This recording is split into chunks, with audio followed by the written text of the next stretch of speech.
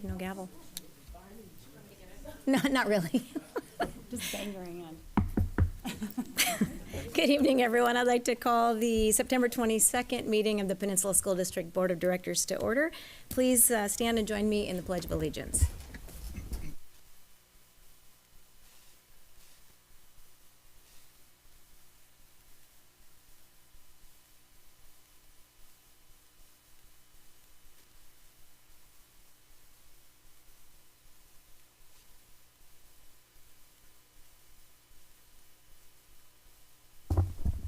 All right, thanks for coming, everybody. Do we have any changes to the agenda? Nope. Do we have a motion to approve the agenda? I move to approve the agenda. Do you have a second? I'll second. All right, it's been moved by Jennifer, seconded by Natalie to approve the agenda. All in favor, say aye. Aye. All opposed? Motion's carried. The agenda is approved. Is there any discussion regarding the consent agenda prior to the vote? Do we have a motion to approve the consent agenda? So moved. Okay, second? Okay, moved by David, seconded by Chuck to approve the consent agenda. All in favor, say aye. Aye. All opposed? All right, motion's carried and the consent agenda has been approved. As I told you guys, that part would go really quick. 6:01, not even. It's a record. Next item on the agenda is, we're going straight to recognitions and celebrations tonight. So this is a great meeting. First item on the agenda is item 5.1, the Karen Fullen Award. And as you may know, this is an award that the board gives out in June every year.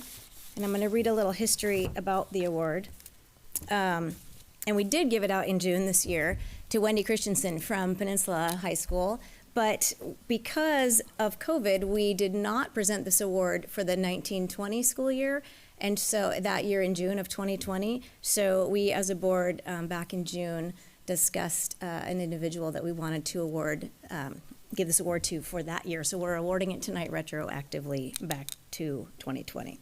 So the Karen Fullen Award, or she began her career it is the award. The award began in 2004, and Karen herself received the first presentation upon her retirement in recognition of her outstanding service to the students, staff, and patrons of the Peninsula School District.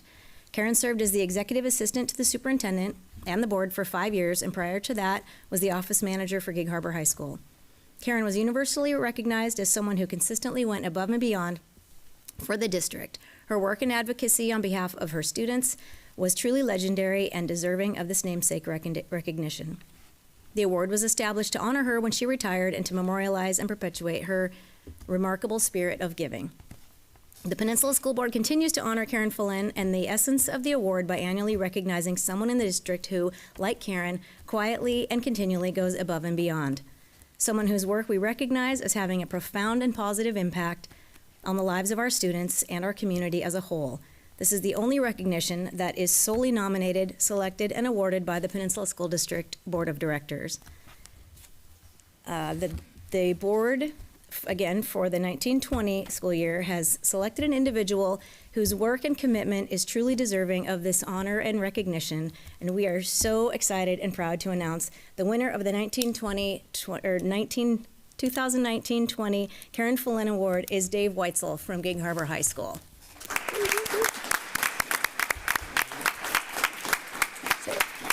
I'll tell you a little bit about, if you want to come up, you can.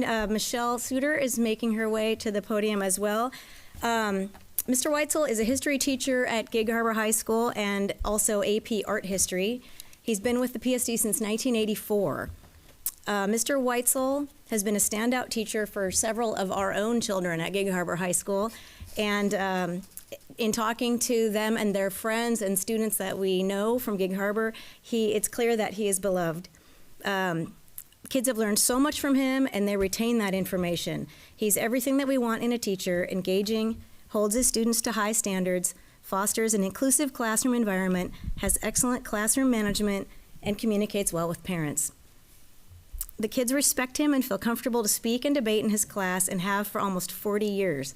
I don't think we'll find many who have positively contributed to more lives of more students over a career than Mr. Weitzel. We appreciate you so much. And Principal Suter is here to just say a little bit more. Oh yeah, there's a little bit more to be said. So first, I have a few things to read, and then, but before I do that, Mr. Nordstrom would like to just say a few things.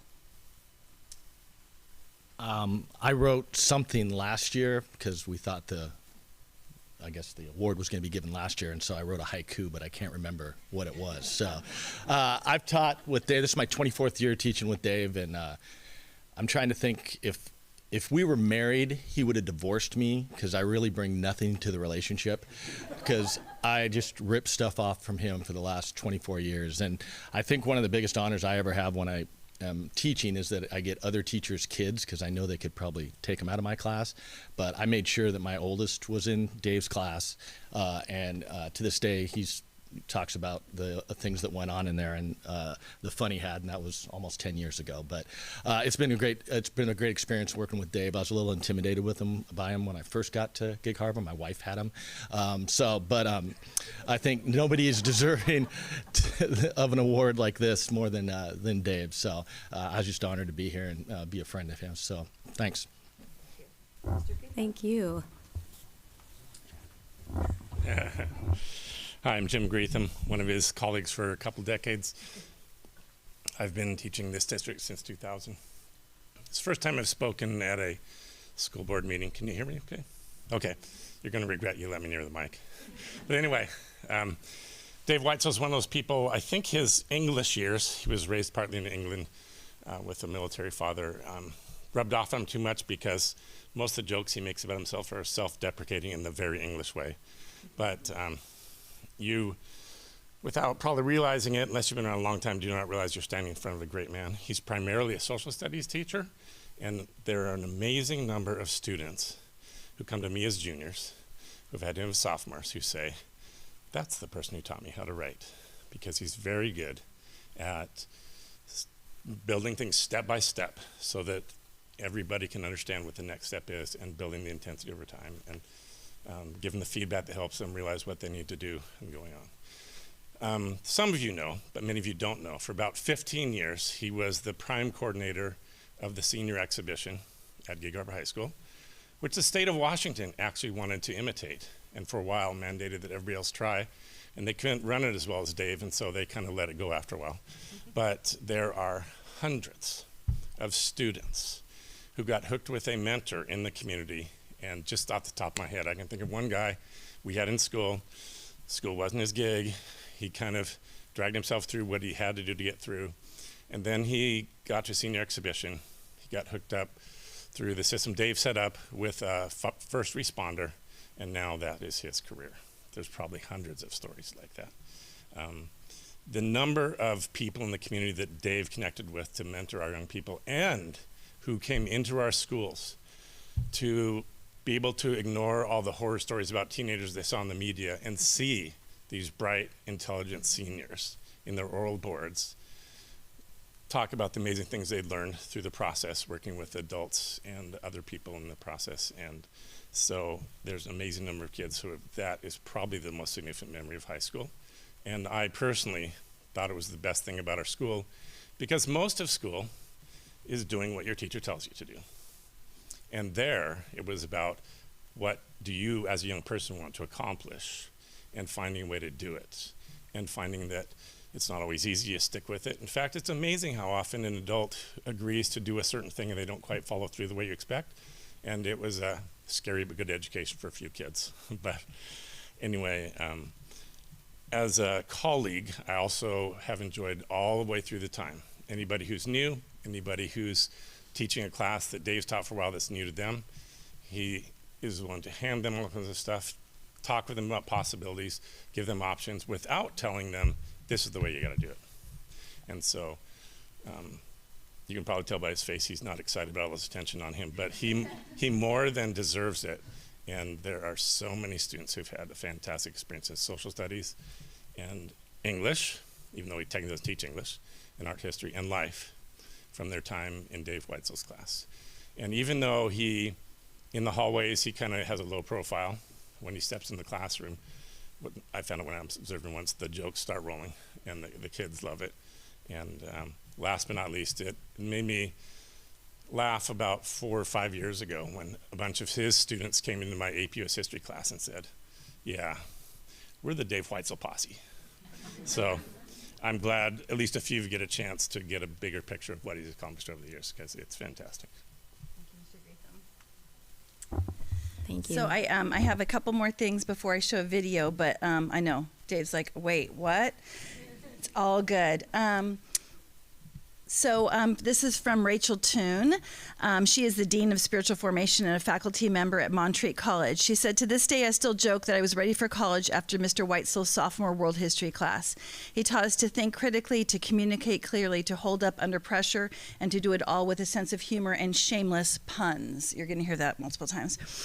I will always be grateful for Mr. Weitzel's crucial role in my education and formation. Now, 15 years later, I'm an educator trying to cultivate those same skills and values in my own college students, minus the puns. I could never pull off the puns quite like Mr. Weitzel. And then just before the video, I just want to share a few words from my heart. I'll end with this. When asked if there was someone to nominate for this award, I could not think of a better individual. Having assumed the role of building leader in the fall of 2020, you can imagine the years that Mr. Weitzel and I have had together. The year of remote teaching forged us in ways that would have otherwise taken years. Mr. Weitzel made the transition to remote learning with excellence, never compromising the value of his work. He learned new skills, way too much Catlin Tucker and Zoom and Schoology, and well, I could go on, but at the end of it all, he would tell you that COVID did have its gifts, and he never missed a beat, and has remained excellent in all things. Thank you, Mr. Weitzel. I am honored to work with you each and every day, and no, he is not retiring, so just hold off. Okay, we have a video. Oops, please stand by. I gotta hear. Pull it up. Okay. I think I have it. I think I do. Nope, not that one. Here we go. It's coming. Okay. Promise.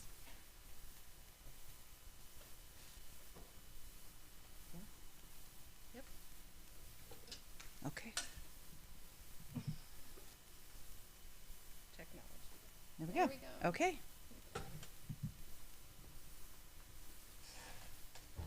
Hello, Mr. Weitzel. It's been a long 5 years since I was last a student in your class, but I'm so excited to have the opportunity to describe the impact your teaching had on my own development. First off, congratulations on this long overdue and well-deserved award. I remember entering your class, World History Honors, as a bright-eyed sophomore with high expectations, having heard from seniors and upperclassmen how lucky I was to have you as a teacher. And boy, was this true. On a technical front, your experience in teaching lended itself into a very conducive learning environment. Assignments merging classical textbook learning with engaging assignments and projects that made learning fun and long-lasting. But beyond this, and more importantly, your teaching had an immeasurable impact on personal development. The daunting classroom presentations, providing essential professional and life skills, and your thoughtfulness and care being something I want to translate with everyone I interact with. So being a student in your class was a highlight of my high school career, and I thank you for that. So moving forward, I'm wishing you the best in your professional teaching, but also you and your family happiness and safety in the years to come. Thank you so much, and congratulations. My name is Bailey. I graduated from Gig Harbor High School in 2018. Mr. Weitzel was my teacher for sophomore world history, along with AP Art history my senior year. Through thoughtfully assigned presentations and essays, he gave us both the opportunities and resources to become better communicators. His ability to set clear expectations and his commitment to providing personalized, thoughtful feedback taught me that you always have room for improvement and how to identify those weaknesses in my writing and speaking. I would argue the sense of personal voice I gained from giving presentations in his classes established a foundation for my ability to confidently give public speeches today. Beyond these skills, Through Mr. Weitzel's classes, I fell in love with art and architecture and learned that it was okay to take classes you like and not just classes that you need. While I may have majored in biology in college, I took a history class for almost every gen ed requirement it would complete and have spent many hours wandering the halls of art museums, which I never would have thought to visit without Mr. Weitzel's classes. So thank you, Mr. Weitzel, for all that you have done and continue to do for students like me. Hi, Mr. Weitzel. Just wanted to say thank you and congratulations. I was your student during the 2017-18 school year, and you have taught me so much. You have definitely improved my organization skills as well as avoiding the use of during presentations, which has served me so well. Everyone always loved your class, and we are so appreciative of everything that you have done. So again, thank you and congratulations. Would you please welcome Dave Weitzel?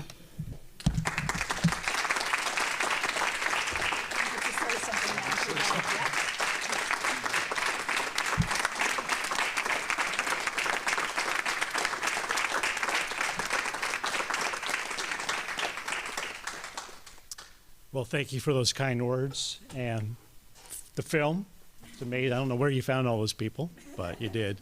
At Harvard, announcing themselves as part of the Weitzel posse. It is quite an honor because I worked with Karen Fullen, and I understand the commitment that she had. And so I just hope I lived up to her great standards that she established. So thank you. We do have a, is this on? We do have a plaque for you, and we'll have you come forward so we can take a picture real quick. But it just says the 17th Annual Karen Fullen Award presented to David Weitzel, honoring your dedication to the students of Peninsula School District. You are one of our unsung heroes and will and embody the meaning behind this award. So we will get a picture real quick.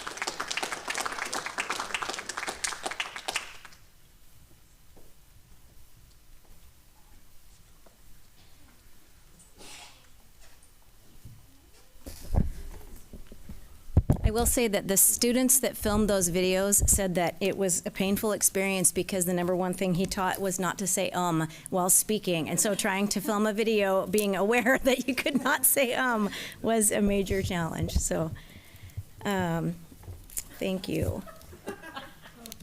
You said I did say Oh, that's great. Yes, that's because I was was on my mind. So the next item on the agenda is 5.2, Student School Board Representatives. We want to introduce our student reps for this year. And so we're going to have you come to the podium over here one at a time and give us your name and your school and your grade and maybe just a little bit about yourself. And we'll go ahead and start on the end here.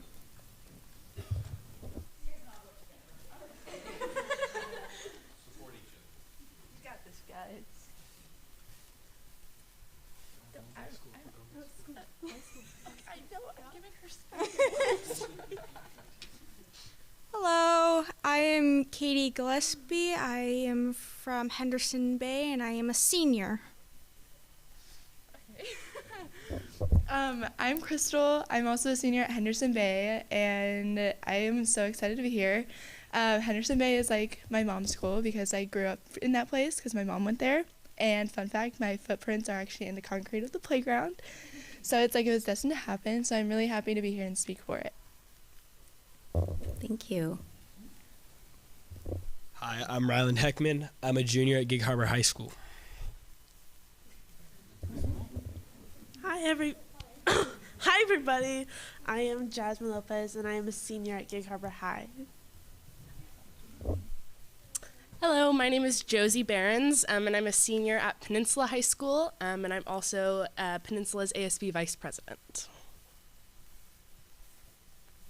Hi, I'm Alec Christopherson, and I'm a junior at Peninsula High School, and I'm an ASB Center. Thank you.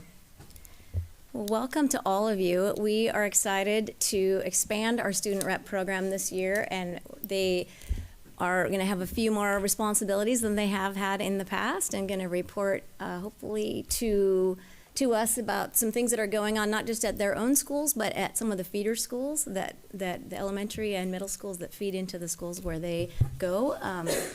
So we will be looking forward to interacting with you guys and getting your thoughts on what's presented to the board as well. So did you want to add anything?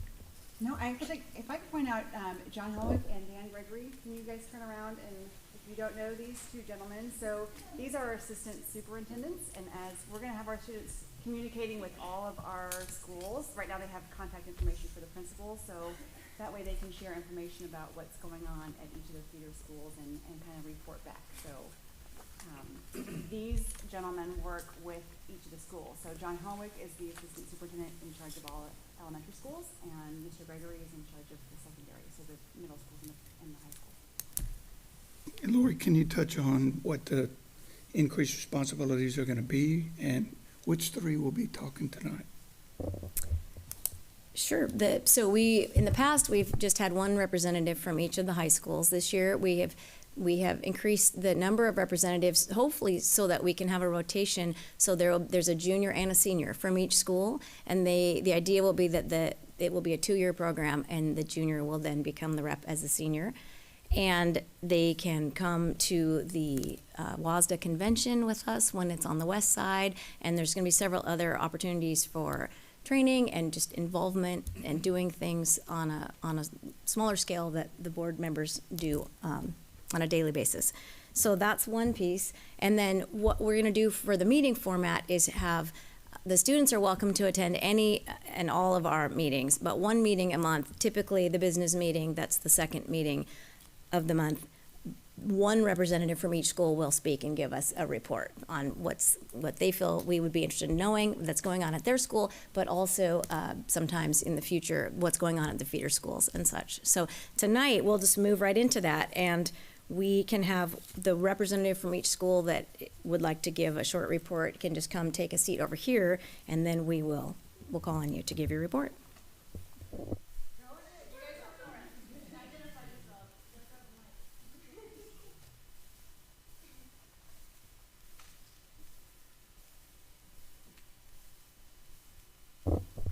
So, Jasmine, do you want to start?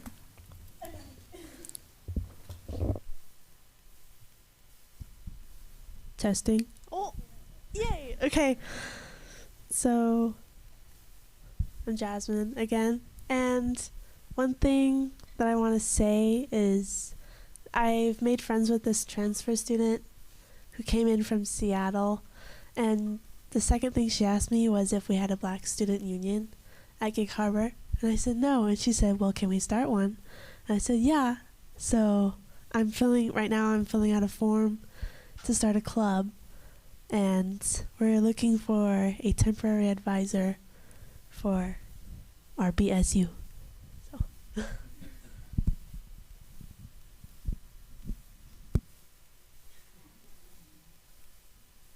I'm Alec from Peninsula High School, and what's going on in our school right now, we just finished up Fishbowl week. We won Fishbowl and we won Food Bowl with over 20,000 items, which was amazing. We've gotten our most items from all schools ever, so that's amazing. And we're preparing for homecoming, and just excited to be back in school, honestly. Yeah. When is Peninsula's homecoming? October 15th, yes. Brooklyn, not Chicago, thankfully.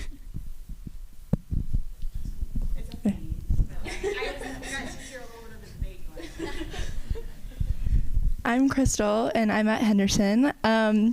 There's quite a lot going on at Henderson right now. I mean, there's usually a lot, but frequently I'm adding on to Fishbowl. We were part of Food Bowl this year, and we raised so much food that it was unbelievable because we have not even close to as many students like at Carver and Peninsula. We have 110 students, and we got 6,505 items. So it was a big celebration. Yeah. It was a huge thing, and it took a lot of work. So that was a big thing for our school. Funny thing is we right now in leadership and in English for my classes, we are working on rebranding our school because, as most people know, our school is, an alternative school where the trouble kids go, where, the stereotypical teenagers go. And we are working on changing that because we have a lot of great students, and the fact that most of us can come to these school board meetings says a lot that our school is not just, hey, you have struggling with school, you are getting kicked out, or you're pregnant, you're getting kicked out. We don't have a daycare anymore, so we have not had a pregnant teenager yet. So let's hope we keep that going. So, there has been a lot of things right now because we have a lot more students than last year. I came in at the end of the year, and there was maybe 50 of us. Now there's almost 100 and something of us. So it's a little crowded. We're having a lot of bathroom problems, but we're getting that figured out. We have a thing called the bathroom party with the girls because there's 20 of us in there at a time, just chit-chatting, sit on the floor, gossiping and all this stuff. Not very sanitized, I know, but, our school is working on getting out there and making ourselves known as not just Henderson Bay, the alternative school, as a family, and that we are here and our voices are louder than you think we are. So that's what's happening at Henderson right now. Thank you. That was awesome. Does anybody have any questions for the student reps or anything to comments? All right. Well, welcome. We're really excited to have all of you here and look forward to hearing from you in the future. Next item on the agenda is a report on technology, item 7.1. So Chris Hagel is here. Thanks, Chris.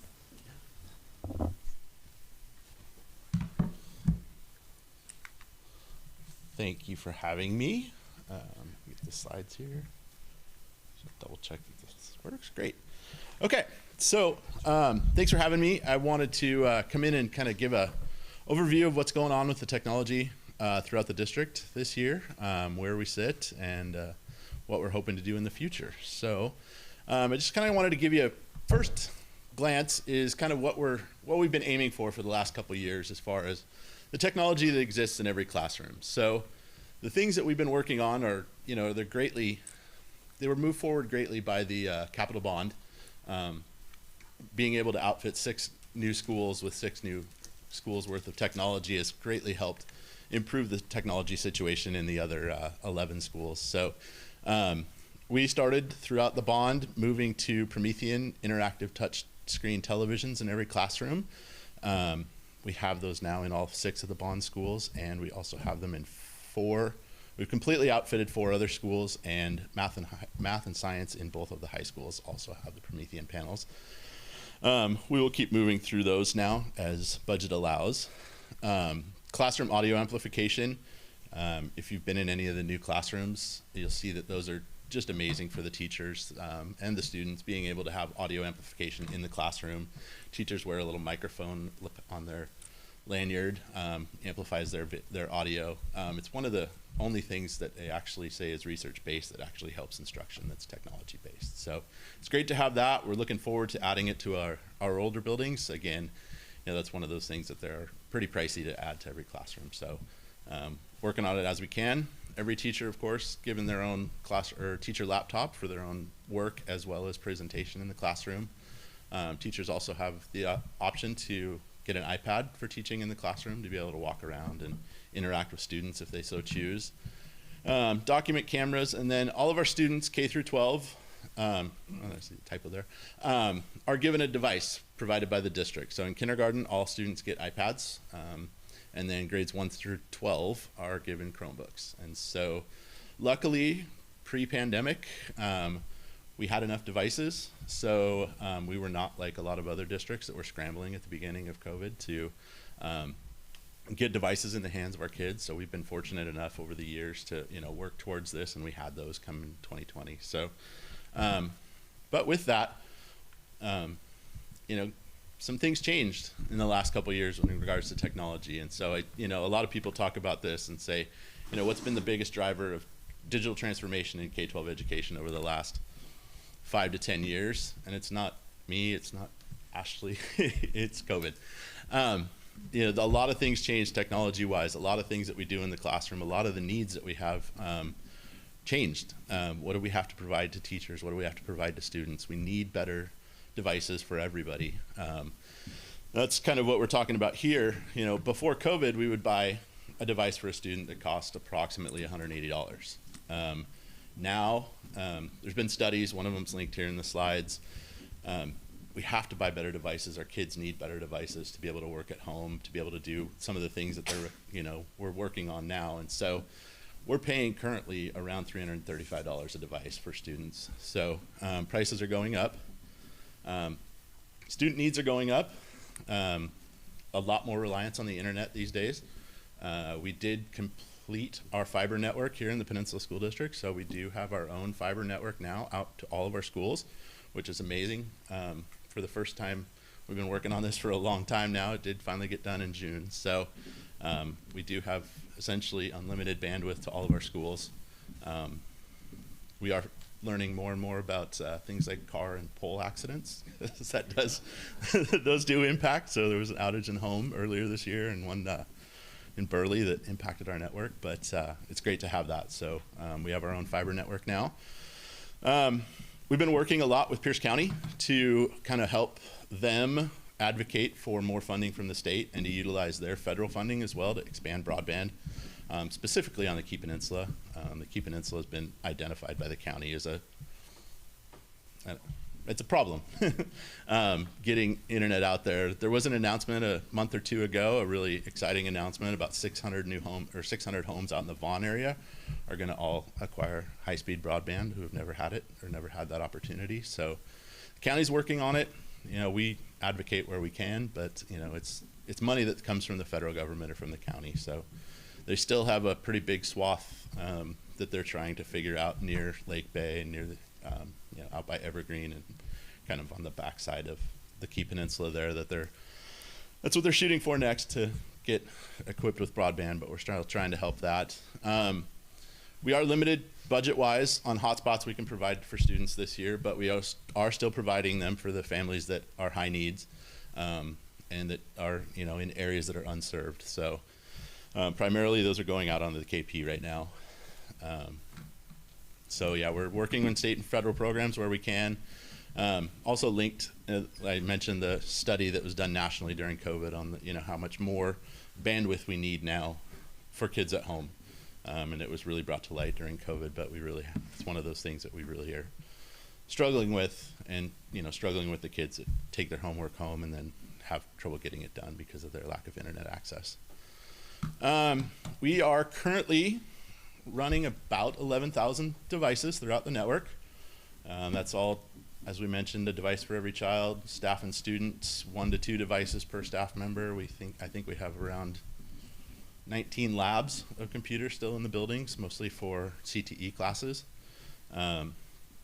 We also have around 2,500 network devices, so cameras, phones, all of the access points. We have about 1,000 wireless access points in all of our buildings.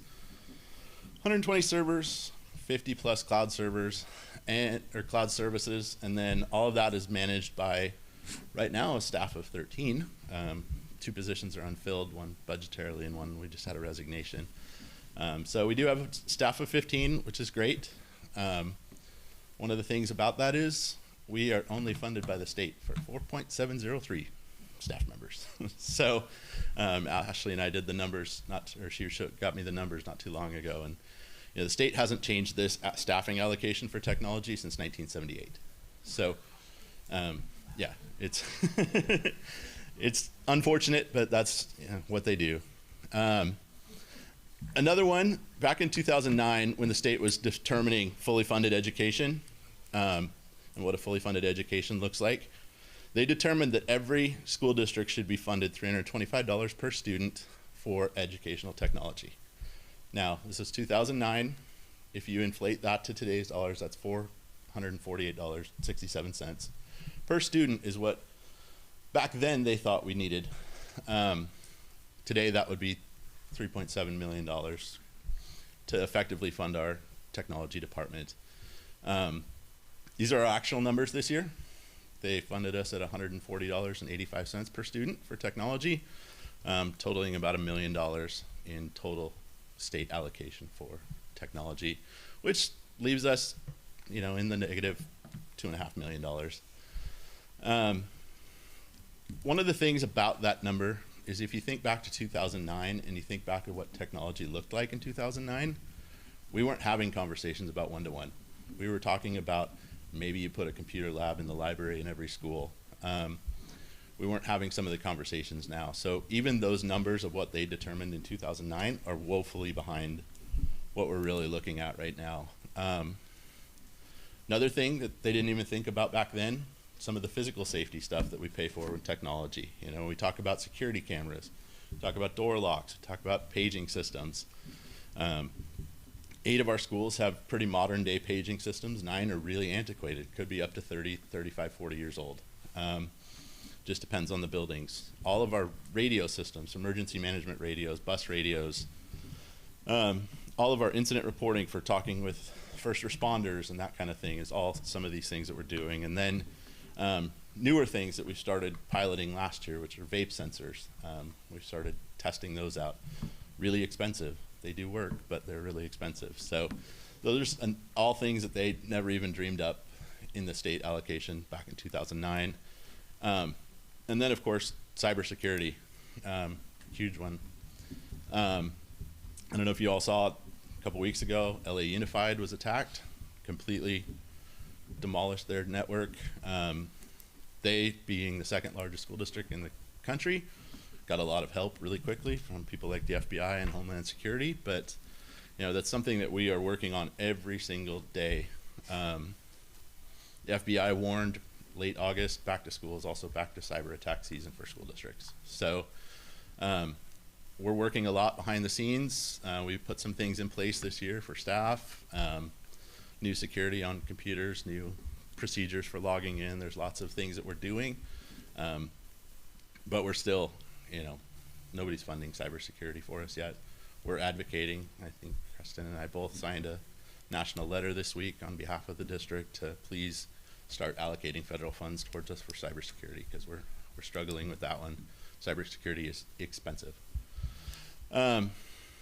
We were able to finally cross off and check all the boxes this year for our cybersecurity insurance. So a lot of districts, I was just meeting with a lot of tech directors yesterday, and a lot of districts weren't able to do that this year. So I'm pretty happy that we were able to actually check all the boxes for risk management to be able to be covered this year. We do partner with some big federal organizations, CISA and Department of Homeland Security. They monitor our network for us from the outside. So there's some things that we're doing constantly to keep on top of this, but we're working a lot on this, and there's a lot of cost involved. And then, we have the strategic plan. And so there's a lot of things that technology impacts in every single goal in the strategic plan. And so I just kind of outlined a few here that, we're talking about this year. Data analysis, there's a lot of data that we're measuring in the strategic plan, and there's a lot of work that goes on behind the scenes to make those dashboards and those reports and those things come together. And so, that's part of our work. We're really looking into what we can do to expand our computer science in programs in our schools. That's part of the work under academic excellence we're doing this year. Also some curriculum digitization as teachers work through frameworks, trying to get those in a manner where we can easily help teachers automate some of the work that they're doing. Innovation, exposing people to innovative programs throughout the country. I've been fortunate enough to visit districts around the country over the last few years. There's a lot to bring back, a lot to show, a lot to see that we're not quite there yet, but we're working on. Fiscal responsibility, we worked really hard to put a goal in there in the strategic plan around what we can do to improve processes and workflows and just some of the business process in the school district, some of the things that we spend a lot of time and we have a lot of people working on that we can use technology to move forward. I mentioned safety and cybersecurity, digital well-being. We're having a big push on that. I'll talk about one of the events coming up in a minute here. And then all of our community engagement, parent nights, resource sharing are all things that we're working on in the strategic plan for this year. So digital wellness parent night. So we're hosting Goodman Middle School is hosting a parent night next Tuesday night at 6 o'clock. I'll be presenting on that, on kind of digital well-being and how do you balance the digital world with the physical world and keep kids balanced these days. You can't go one way or the other. You kind of have to figure out where's the happy medium in the middle, so that we're going to talk about that. Later this winter, we're going to start a think tank around the metaverse, AI, and the future of technology. So there's a lot of people in the community really having a lot of conversations these days around the metaverse, and I'm just fascinated also with some of the things going on in artificial intelligence these days and what the next few years is going to look like and the things that are going to change for teachers and students in our district. And so we're going to try and pull together some parents that may be working in these fields, hopefully, as well as teachers that are interested. I know they're out there. I see them post on Twitter and those kind of things, talking about some of these technologies. So we just kind of want to get everybody together sometime this winter and start having conversations about what this could look like. It's not something that we're changing anything in education right now, but we just need to start having the conversations. I don't know that there's a lot of districts having those conversations right now, and so we're going to be out in the front on those. It's time for our acceptable use policy, procedure 2022P, to be rewritten. It's been about 10 years since we did that last, and it's really important to make sure that what we say in our procedure around student use with technology matches what's current in the environment right now. So we'll be doing that this year as well. So I just want to finish with a couple things. As I mentioned, over the years, we've had the opportunity to see different districts and different schools across the country. Some of these pictures are from a couple years ago, and I was able to go. We had Digital Promise come into the district about 5 years ago, and then they took us back to Pittsburgh. And so some of these things are things that schools were doing 5 or 6, 7 or 8 years ago that we're still a little bit behind on, but still really interesting. Things like digital carving tools in elementary schools, or robotics competitions in elementary schools, science classrooms with digital iPad, can't remember the name of the device, as well as PE classrooms up there. You see that they project on the wall and makes the wall a 50-foot interactive screen, and they can throw balls at the wall and it interacts, and kids just love it. So there's, Digital Promise League of Innovative Schools is kind of one of the places I look and say, hey, what are people across the country doing? And, that's one day I'd love for Peninsula School District to be a part of the Digital Promise League of Innovative Schools there, but we just got to work on it. And then last, I have a couple of quotes. This one is from an article last winter from the World Bank about how the world is changing. The physical, biological, and virtual worlds are changing, and the skills needed for our kids and their jobs in the future are changing. Technology is now essential for skill development. It's not something that's nice to have. It's something we have to have. It's something we need to have for all of our kids. We need to be providing those for all of our students. And so I think the whole world is kind of realizing that. We just need to keep moving forward and keep progressing to help our kids. And then I wanted to finish with this, saying, it's not technology that changes education. It's technology in the hands of great teachers that changes education. So just getting technology is not what's going to move us forward, but getting technology and helping teachers do that is what's going to transform us.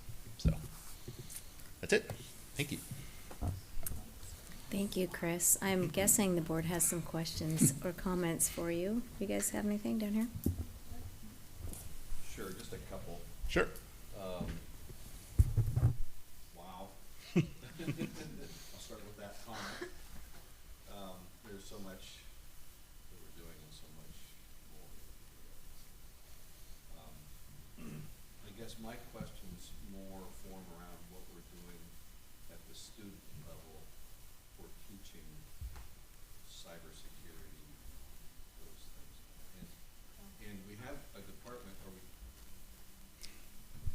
we looking at apprenticeships for kids that are interested in doing these things and working with your teams? And I don't know if I should be asking you that or, yeah. No, okay. that's fine, because I do have opinions. Okay. Yeah, actually, I was able to visit Metro Nashville Public Schools last year, and they have a really interesting pre-apprenticeship program where the state there will pay the school district to hire students to work in the IT department. So the employment department will pay the school district. So I'm really looking into that. There's a new grant that just came out a couple days ago, I think, around pre-apprenticeships and what you can do. We've really struggled in the last year to hire a data analyst. School districts can't pay data analysts. What industry can pay data analysts? And so one of the ways I'm thinking about getting around that is can we bring in kids that are possibly interested in that, interested in computer science, interested in math in high school? Can we bring them in and have them work in pre-apprenticeship programs in our department to help us offload some of that work that we just can't find people to do, that still needs to be done. So yeah, we're working on that. As far as what we're teaching students as far as cybersecurity, we have state standards around EdTech, which includes digital citizenship. Those include cybersecurity. Those are handled a lot in advisory classrooms sometimes. There are a lot of teachers that will teach them. I know, especially in the high schools, our certificated librarians are doing a lot to provide materials for the classroom teachers to share. And we have 2 instructional facilitators that are focused solely on technology in the classroom, and they do a lot to work with teachers to help get that information out and get it into students' hands so that they can be successful as well. You got my support. Thanks. First off, thank you, Chris. It's a Herculean effort you put in every day. Just knowing that was I really appreciate the way you framed the, what the original budgeted amount for EdTech it was 4 years ago, and then what it is today, and things have only gotten more intensive. And I really appreciate what you ended with, that it's never about replacing the teacher, and I think that's probably the biggest lesson we learned from COVID was that it is that personal connection with your teacher and your peers that is fundamental. That being said, I am really excited about this think tank idea. I think as in terms of an opportunity for student voice, I mean, it amazes me every day, and I'm sure you guys are all in the same boat about what I'm learning from my 11-year-old about tech. And not only on the technical side, but just the relationship that younger people have with tech, which is so different than I think than we have. And in a way, I don't want to be too Pollyanna here, but I think some of our great fears, I'm starting to actually be less anxious, I think, than I was. And I do credit the emphasis that you guys have been putting on digital citizenship. I think, at least for my younger one, like, she's getting the memo and is able to articulate that. So thank you for emphasizing that. And then just my last question really is back to cybersecurity. You mentioned insurance, so is this a situation where every district is buying their own? We don't have like a risk pool like we do with other. We get it through risk pool. So I don't know what happened this year, but I know last year the risk pool went out to 21 insurance providers, and 20 of them slammed the door in their face, and they got one company that will provide insurance to school districts anymore. It's a losing investment from an insurance company. I mean, like I talked about, look at LA Unified. They were just attacked. LA Unified is one of the best funded. I mean, they have an entire security department. They have a giant cybersecurity department, and they were still attacked. So insurance on school districts is a losing investment in most places. Our insurance rates went sky high, and our coverage dropped by 2/3, I believe. So, yikes. Insurance is hard to get right now as a school district because we are, as the FBI says, one of the easiest. And that is targets. Only if you meet all the qualifications to even qualify. So there's 2 levels. They have a very bare bones minimum level, which is where we were last year because we couldn't check the boxes on the the insurance forms. Mhm. We did move up a little bit this year because we were able to check all of those things off, but yeah. I'm just gonna piggyback. Yeah, that's all I have. No. My question was about that. You mentioned checking the boxes, so what's a box that we're checking that we're able to? Multi-factor authentication. Multi-factor authentication was definitely one of them. Yep, there were 6. Some of it has to do with backups, how you structure your network. Okay. Some of it has to do with the software that runs behind the scenes on all the computers. Very intensive monitoring by outside companies now on all of our computers. Just an example, we had a computer a week ago that they were monitoring, and we went out and took a look at it, said it looks fine, and they're like, no, it doesn't look fine. It's trying to move around the network and attack. So they had us wipe it out and start over. So it had something on it. We don't know what, but the company that we pay a big amount of money to help us keep an eye on those things helped us shut that one down pretty quickly. And so that's why they make you do it, is so that you can, we pay a lot to have people provide us with those services. And there's a ton of more services that if we were fully funded, we would be able to afford. But we're just kind of doing the bare minimum right now. So. Okay. Hey, Chris, thanks for coming. It's a long overdue presentation. So I got a couple questions. For the hotspots that we found that we needed during COVID, and we were providing them, most of those were being paid for at that time, at least by COVID funds or ESSER funds, correct? Yep. Okay, so now that those funds are non-existent and are going away, I'm curious what percentage of the hotspots that we were providing are we still having to provide?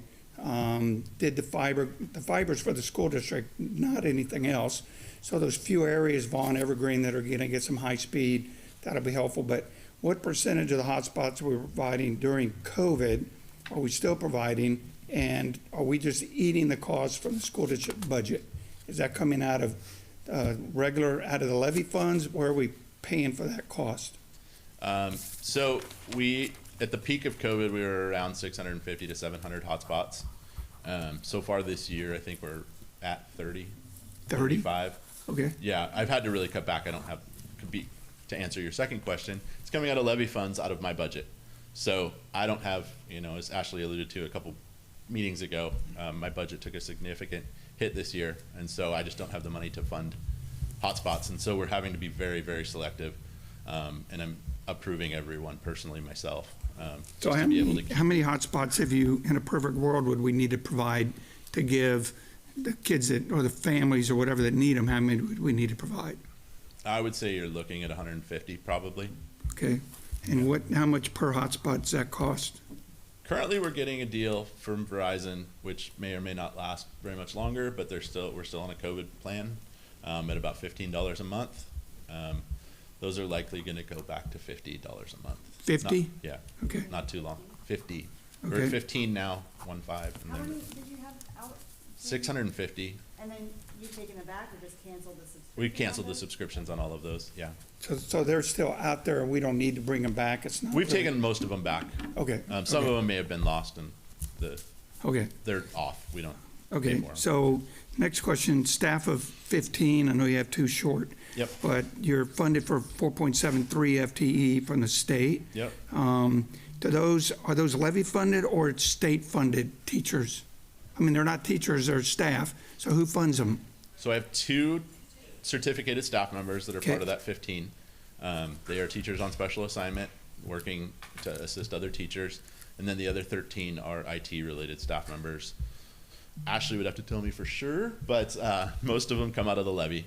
They're anything above 4.7 staff members all comes out of the levy. Okay, so the data analyst and the other one, the engineer, are the 2 open positions. Yep. But is the data engineer not filled just because you haven't filled it? It's not due to cost, being able to afford it? Right now, it's due to budget. Oh, that's budget as well? So, yeah, it was posted and we were getting ready to interview in July and we had to freeze that process through the budget situation. All right. But that would be lack of funding, but that would be paid for out of the levy as well. Mm-hmm. Okay? So next. I would like to say one other thing on that one too, David. Last year we had a WASA review done. WASA came in and reviewed the technology department. they said in that review that even with 15 staff members, we are understaffed. So, Okay, so what, so the other school districts in the state are probably underfunded for their students, for their staff as we are. Yep. And they're probably eating it from their levy as well.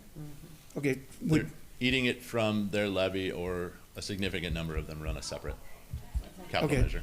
okay, so I mean, 15 is way more than we're funded for, but it's, Yeah. it's still less than we could probably use. Yeah. Do you agree with that? Yeah. Okay. Next is, so 3.75 million annual needed for funding for tech ed or ed tech. We're getting 2.5 million underfunded from the state in that. The 448 per student for ed tech, what would that 448, if it was fully funded by the state, what would we get for that? What's a deliverable for each student from that money? So it's the things that we kind of talked about earlier that we haven't been able to afford. Well, like the interactive televisions in the classroom, it's the audio amplification in the classrooms, it's the devices. None of that was funded by the state right now. The $140 per student right now, I think is what it is. Yep. That is all kind of just barely keeping the lights on. That's keeping the network running. That's, you know, that doesn't even include teacher laptops for this. You know, when we look at $1 million in the technology budget, that's really just keeping the lights on, paying for the subscription services that we have, paying for the cybersecurity services that we have. It doesn't really even include any sort of devices in the Okay, but the salary for your staff isn't part of that 448 per kid. Nope. Okay. Cameras, locks, vape sensors, et cetera. Again, that's levy money, or is that any of that capital? That some of those are probably taken care of by capital for the new schools. Right? The new schools, yeah. Okay. But all of the other schools. Do you have any rough guess? If you could give a rough guess, what's the cost to bring the other schools up to speed on cameras, locks, vape sensors, et cetera? So I can tell you that paging systems, which is one of my big worries in a lockdown, being able to page through the entire buildings, when we did those to retrofit Gig Harbor and Peninsula High School, those were about $175,000 per school. Okay. So most of our schools now that need them are elementary schools or middle schools, probably looking at about $100,000 per school. So there's $1 million essentially just in replacing paging systems. Mm-hmm. Access control, door locks, all of that, cameras.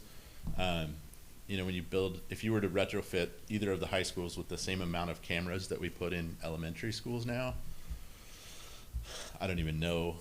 You know, right now in our high schools, we have approximately 50 or 60 cameras. These elementary schools have 40. And they don't have near the need that a high school does as far as keeping a view on what's going on. A brand new high school, the size of our current high schools, would probably have around 200 cameras, and each camera is approximately $2,000. You probably have to phase those in. Yep. Just touching on the LA Unified, was that a ransomware attack? Yeah. Did they pay it? Nope. Good. Okay, that's good to know. That's the FBI's current recommendation, is don't pay ransomware. Okay, I agree. A couple years ago, at a Students of Distinction panel, I asked one of the seniors a question about if you could change anything, what would it be? And the student said, I'd like to see our kids, our young folks, get off their cell phones and be more engaged with the world and not be so stuck on their phones. I bring that up because one of the things you're working around is digital, awareness and all that kind of stuff. What does the school district do to prevent students from connecting to inappropriate websites during school, being on their cell phones during class? I know some school districts in the country ban cell phones in class. What's our policy on connecting to, do we block websites and stuff like that? Yeah, so we're required by federal law to get federal funding. We have to block. These guys know. Yeah, we block a lot of things that the kids are shaking their heads. We've been a fairly liberal district as far as what we block. We block everything that's required by law, and then our stance has been that the best experience for a kid to learn is to make a mistake in front of a caring adult and with a caring adult.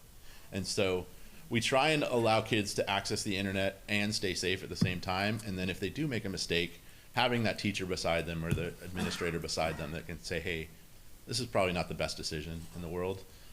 That's what we feel is the best way to go about this. The parent night that I'm going to do next week is we're going to talk about digital wellness, and we're going to talk about balance. And not all device use is bad, and not all device use is good. And knowing the difference and the balance between those, there's a lot of amazing things that you can do on a cell phone. There's also a lot of wasted time. And so kind of working with kids and having them understand, and we're going to frame it as, and we're going to start doing this in the district too, is framing it as digital device usage is a complex skill, just like math is a complex skill. You wouldn't expect a kid to show up in algebra class and never have math taught to them before. We need to get to the same way with digital devices as well. We need to start them young and teach them appropriately as they're growing and gradually build those skills, because that's what they need to be successful humans. I think you can see in the press now, we have a lot of even business owners complaining about kids coming out of high school, coming out of college that won't get off their cell phones. We need to teach them those appropriate skills of when it's appropriate to have a cell phone, when it's not appropriate to have the cell phone.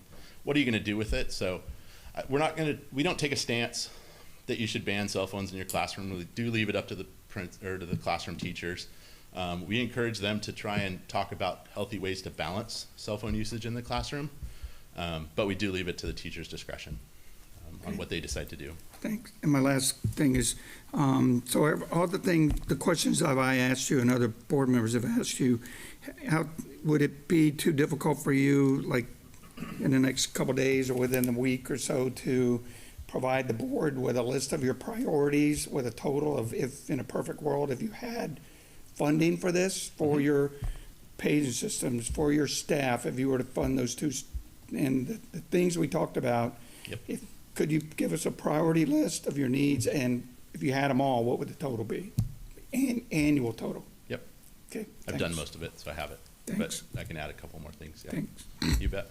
Don't get greedy.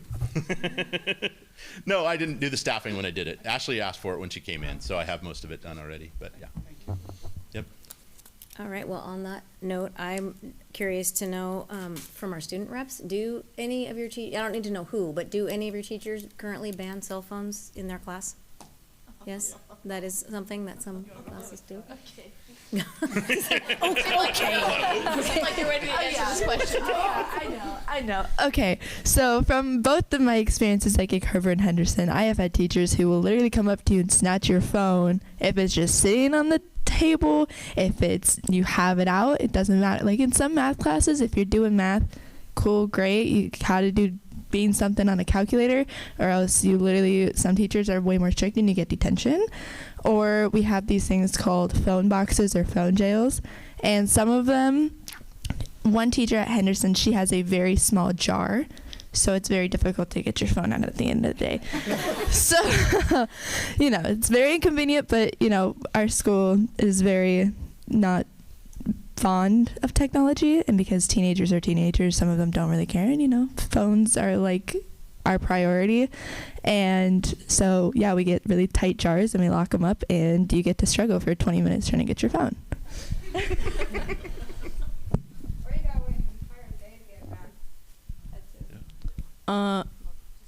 Yeah. Oh, okay. At our school, like, most of the teachers won't end up taking your phone or anything like that. They'll talk about, like, at the beginning of the year, or like every once in a while they'll remind you of their phone policy, which isn't usually too harsh, but saying, like, we're trying to teach you healthy habits here, like you were saying, like, we're not, like, because during like a job interview or during your job or something, you're gonna have your phone in your pocket, and you need to learn how to not be distracted by that and stuff. There are some teachers out there I know, though, that do take away cell phones, and, like, I think in middle school at one point I had, like, you had to put your phone in, like, one of those calculator things, calculator jacket things at the beginning of class, and just leave it there all period, and then grab it at the end of the period. But it's usually not too strict at Peninsula. No, there's a shark at Gig Harbor. Oh. Yeah. When you have a Spanish teacher, if you have your phone out, she plays like the theme song to Jaws. Oh. She's got like a little ceramic shark head on a table that has wheels on it. She rolls it around and then she grabs the phone. That is awesome. Thanks, you guys. Do you have any other questions for Mr. Hagel, or comments about tech? So I know at Henderson specifically, we are struggling with teachers and what their technology, and not even just technology, like their funds for classroom things. And I was wondering if that had anything to do with why like teachers are not having like the technology that they have. I know you said that we are behind on most of the schools that have like today's technology. We are a little bit behind on that, but specifically at Henderson, we don't have like projectors like Gig Harbor does. We don't have like the laptops or very anything. So I was wondering if it like is just kind of everywhere at the moment with the budget.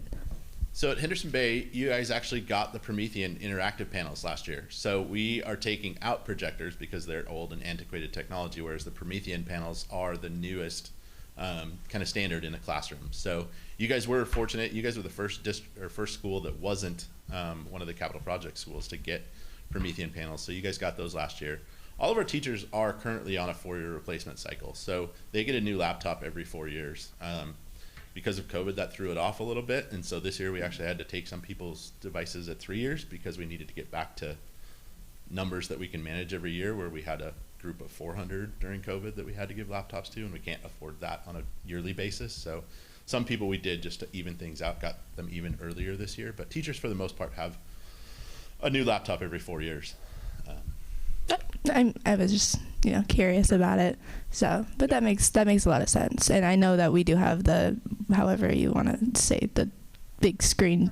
Yeah, that one. I know that we do have those, and I think it's really cool that we are all getting those in like every classroom. So thank you for that. Sure.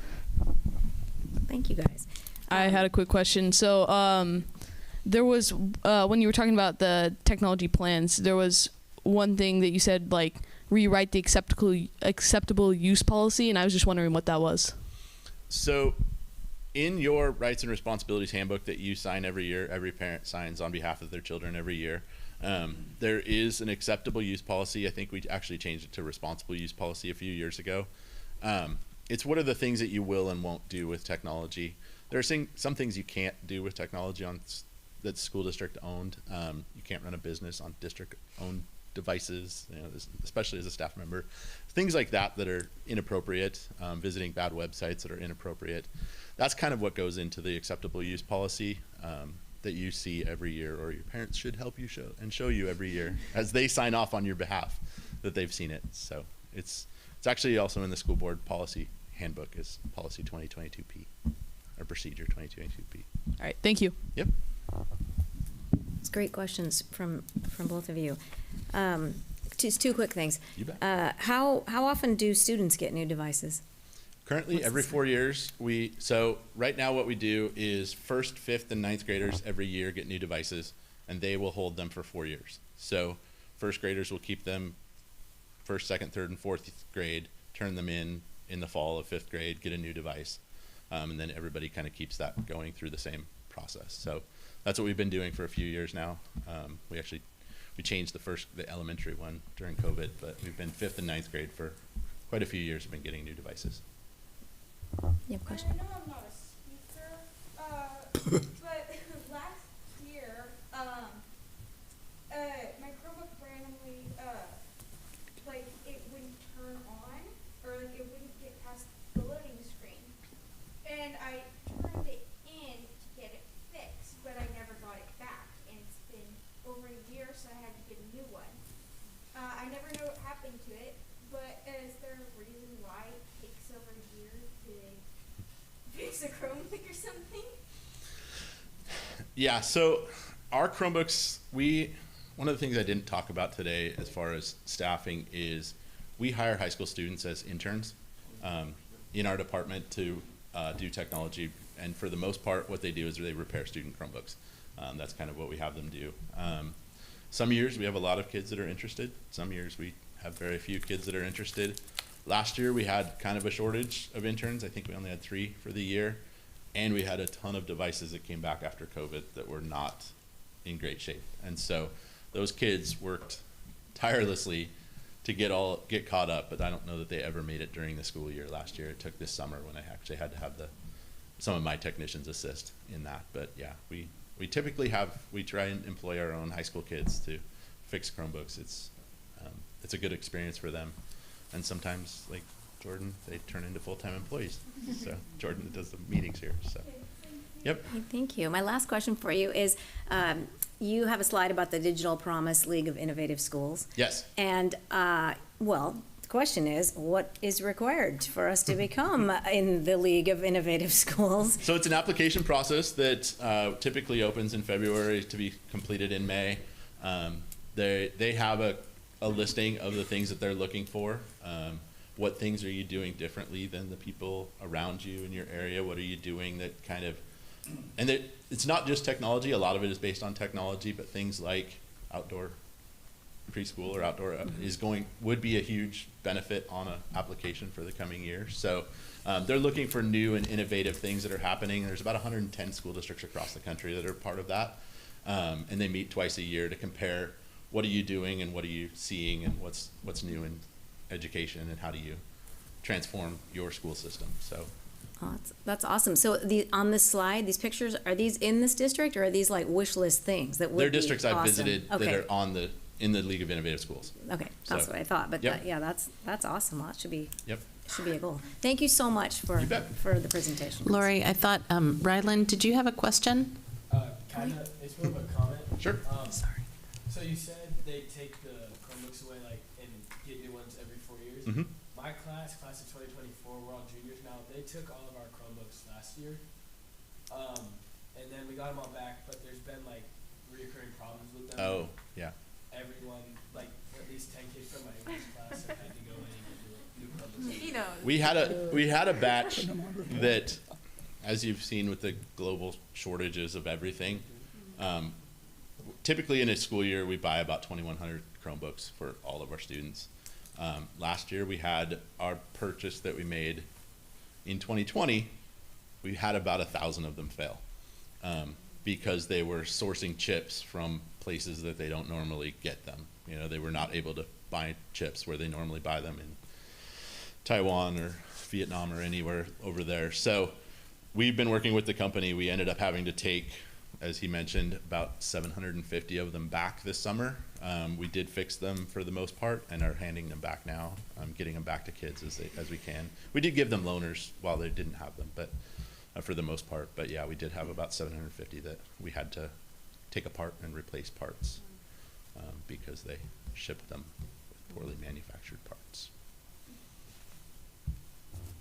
All right. That's a good question. Thank Yep. you. Nothing like having the kids, right? Yeah, thanks, Chris. You bet. That's why we need you guys to get the scoop on what's happening. Item 7.2 is a presentation on a comprehensive counseling plan.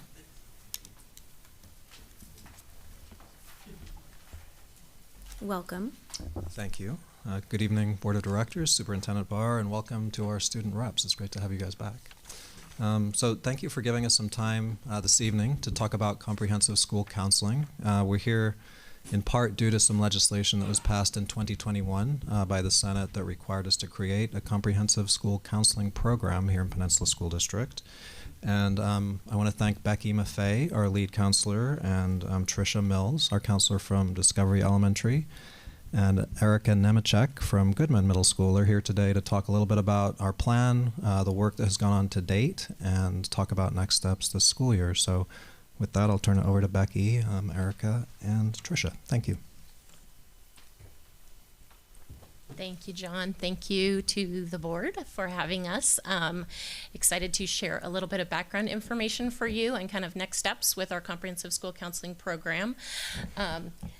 Erica and Tricia and I are here representing your team of 30 professional school counselors who are amazing people who are doing amazing work in our buildings every day. So just grateful to have an opportunity to share with you a little bit about that and what that means. Am I clicking? Do I have a clicker?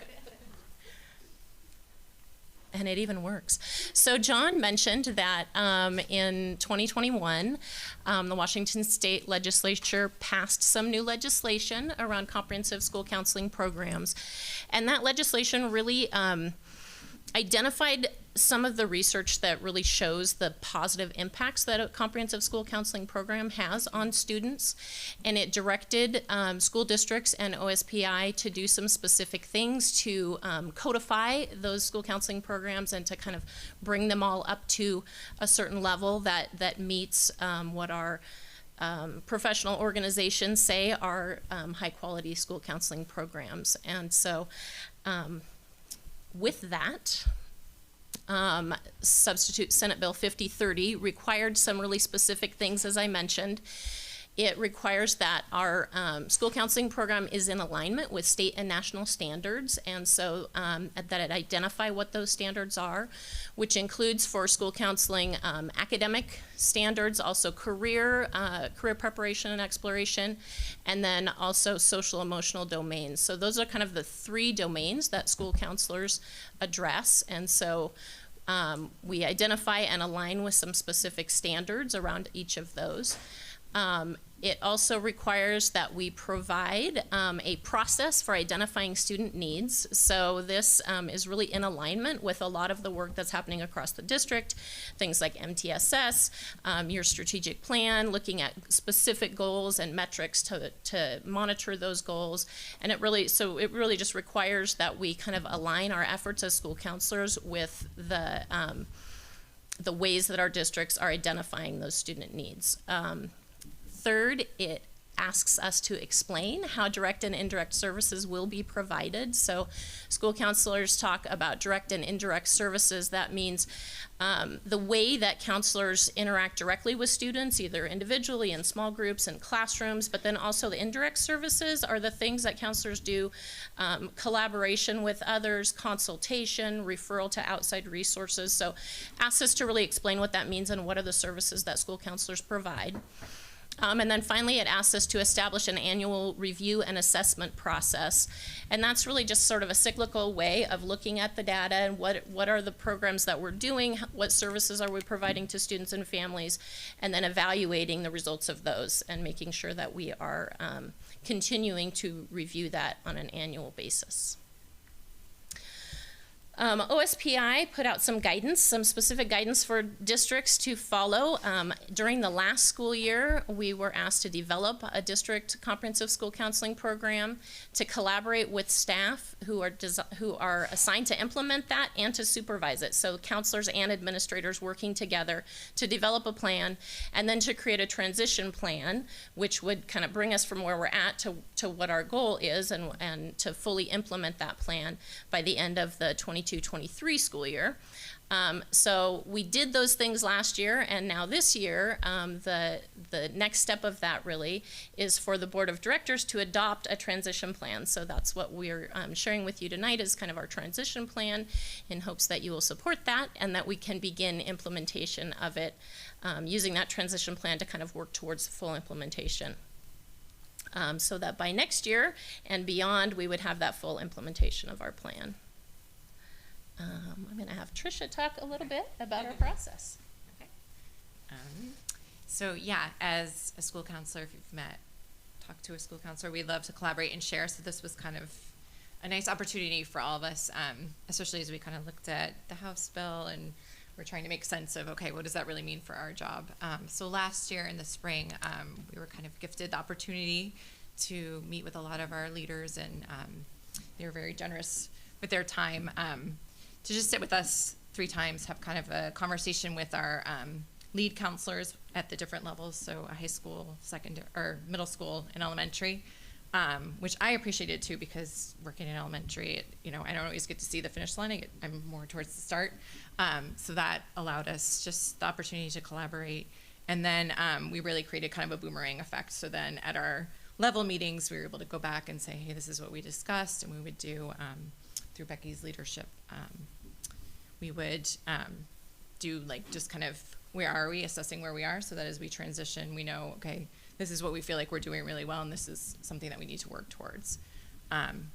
So that was something that we worked on this spring, and we're looking forward to in this fall continuing to align the House bill with the strategic plan. Anything else?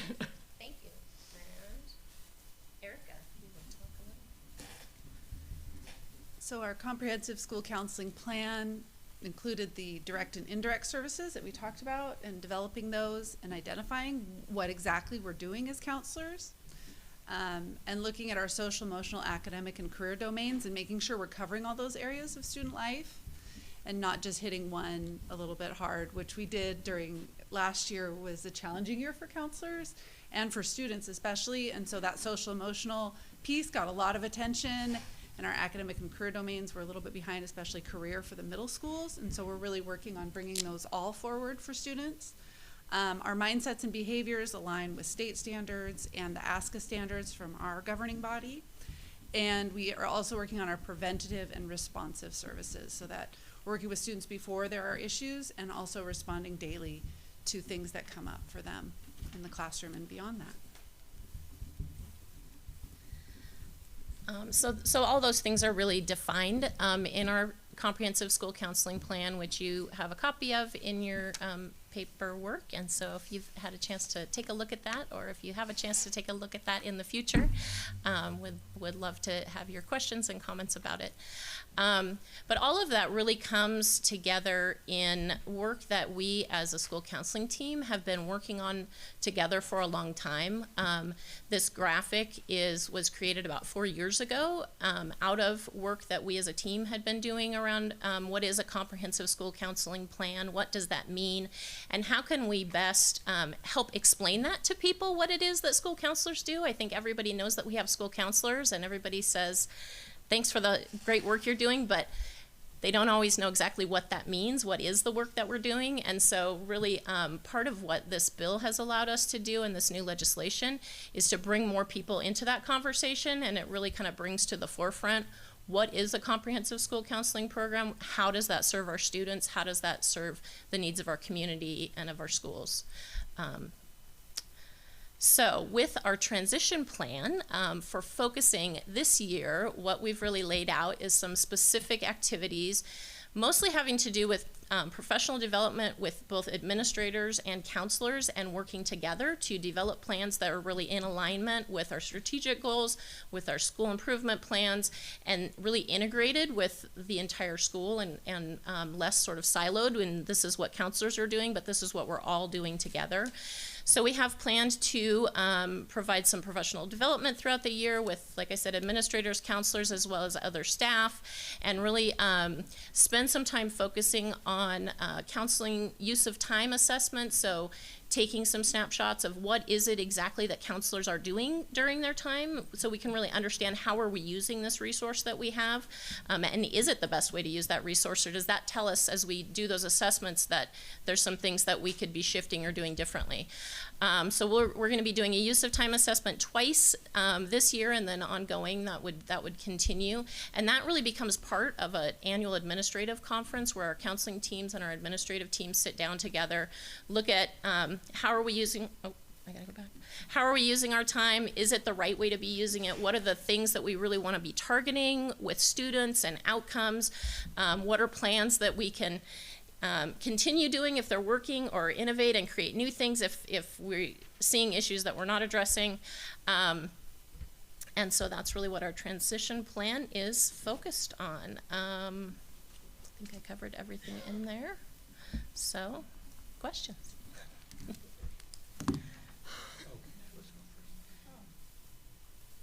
Yes, thank you all. So I have a few questions. I'm trying to think about the best way to articulate it, because you mentioned that you're going to be assessing yourself, like the best use of time. So my question is, number one, are you all trained the same way? So does a high school counselor have the same training, provide the same services as an elementary school counselor? And I guess that leads to the question of use of time.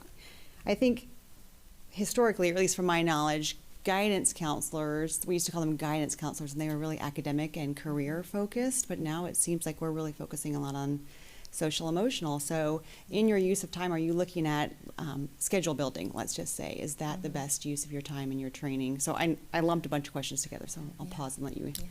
answer. So the first part of that, we really see our team as a K-12 counseling team, that the specific activities that we're doing from day to day might look very different at the elementary school than at the high school, but the student outcomes that we're targeting are really the same. We're taking, this is a developmental approach. We're taking kids from preschoolers through 12th grade and hoping to, launch them into a successful future. So it's the same in that sense, that our training is the same, our background is the same, we all have the same certifications.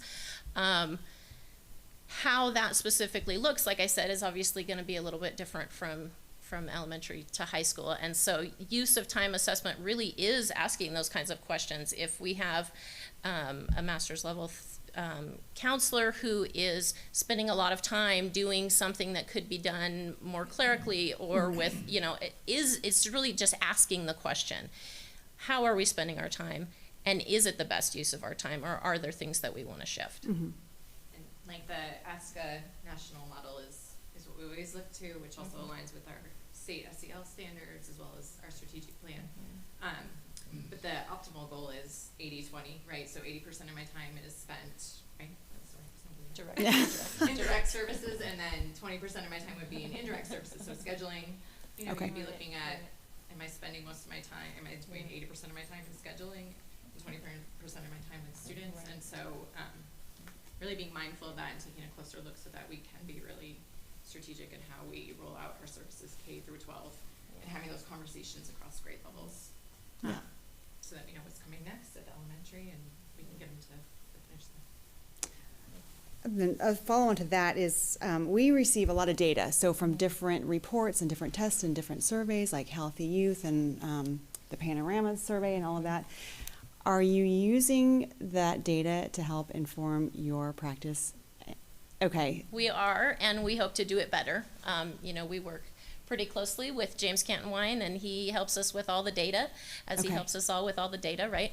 And we have some plans, particularly this year, as we roll out our new plan to really work in a more focused way, specifically to use that data to write plans for each building that, like I said, are aligned with the school improvement plan, with the strategic plan at the district level. So some of those processes are things that ASCA, the American School Counseling Association, has a lot of resources that can help us with looking at our program and is it the best program it can be, and how do we determine that, and what kind of data can help us make it better. And so part of this transition plan is really about us as a team getting better at using those resources to really make our programs continue to improve. We're using the Panorama right now at Goodman.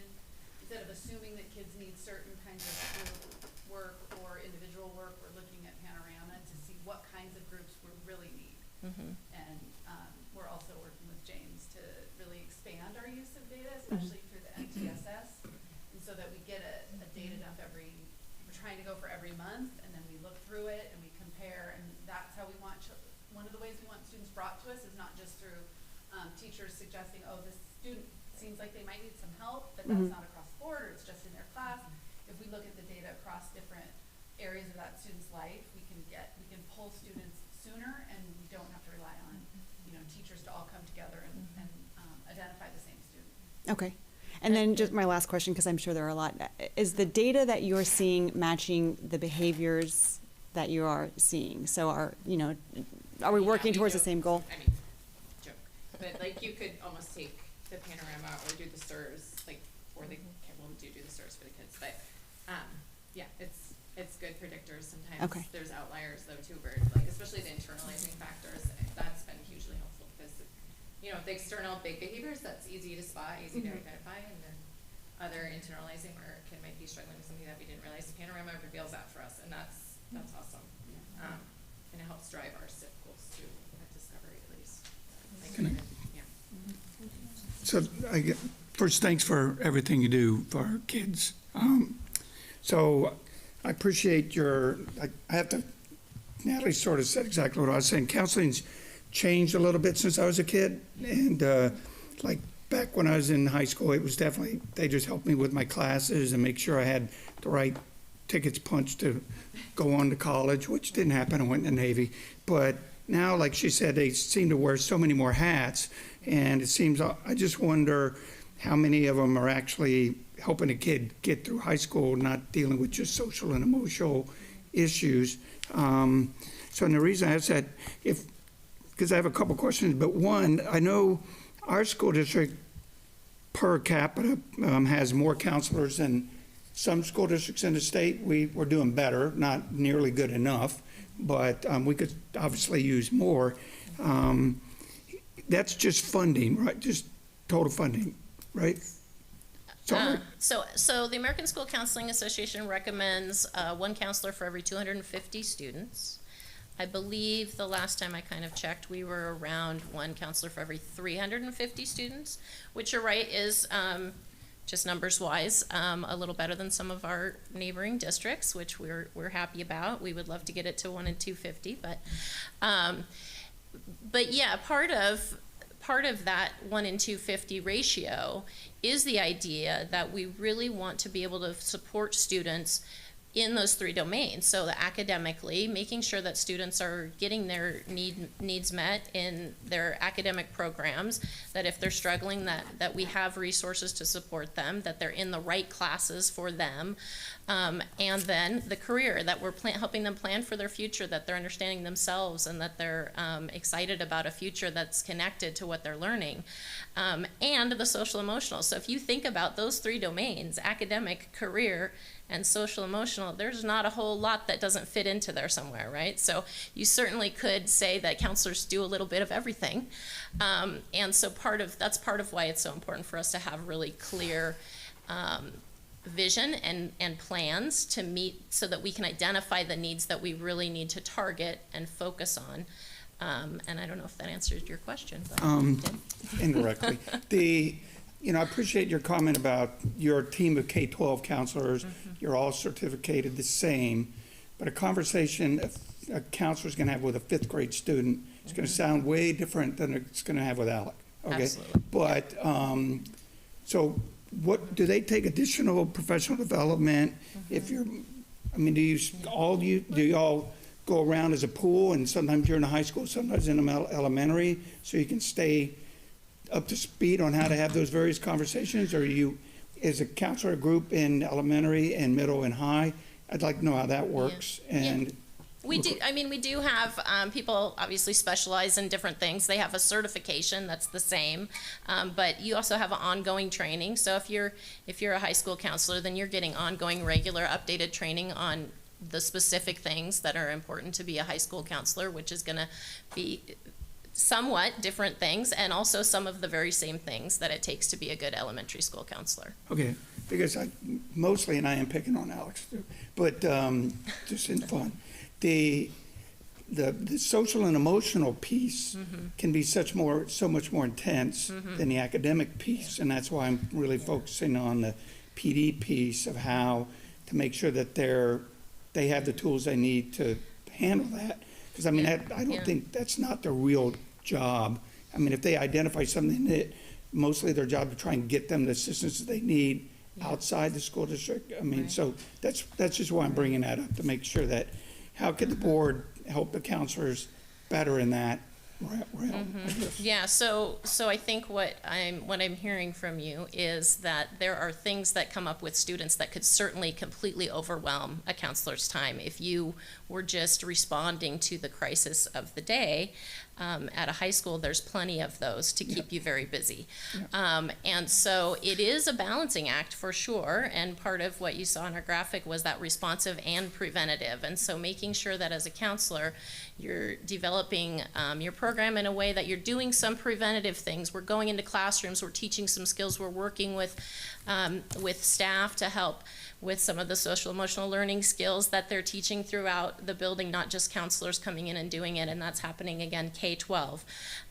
So you want some of that preventative stuff that you're doing, so that it does then also give you the ability to not be constantly overrun by the crisis of the moment, but to be also able to spend time sitting with kids and talking about their schedule, and sitting with kids and talking about their future aspirations, and helping to build those and connect them with those apprenticeships or internships or whatever it might be. And there are partners that we have that help us with that also. We have Crossroads. career counselor in the district and a team that helps with some of that stuff. We also have outside resources, a relationship with Comprehensive Life Resources. So we have some in-building in many of our buildings, therapists, which something you alluded to there is that school counselors aren't therapists. And so it's not that we're gonna, sit in our office and have student after student coming in for therapy. That's not our role. And so helping to clarify kind of where does our role take a student and how can we connect them with those resources that are really going to take them to where they need to be. Okay, and then just two quick ones. If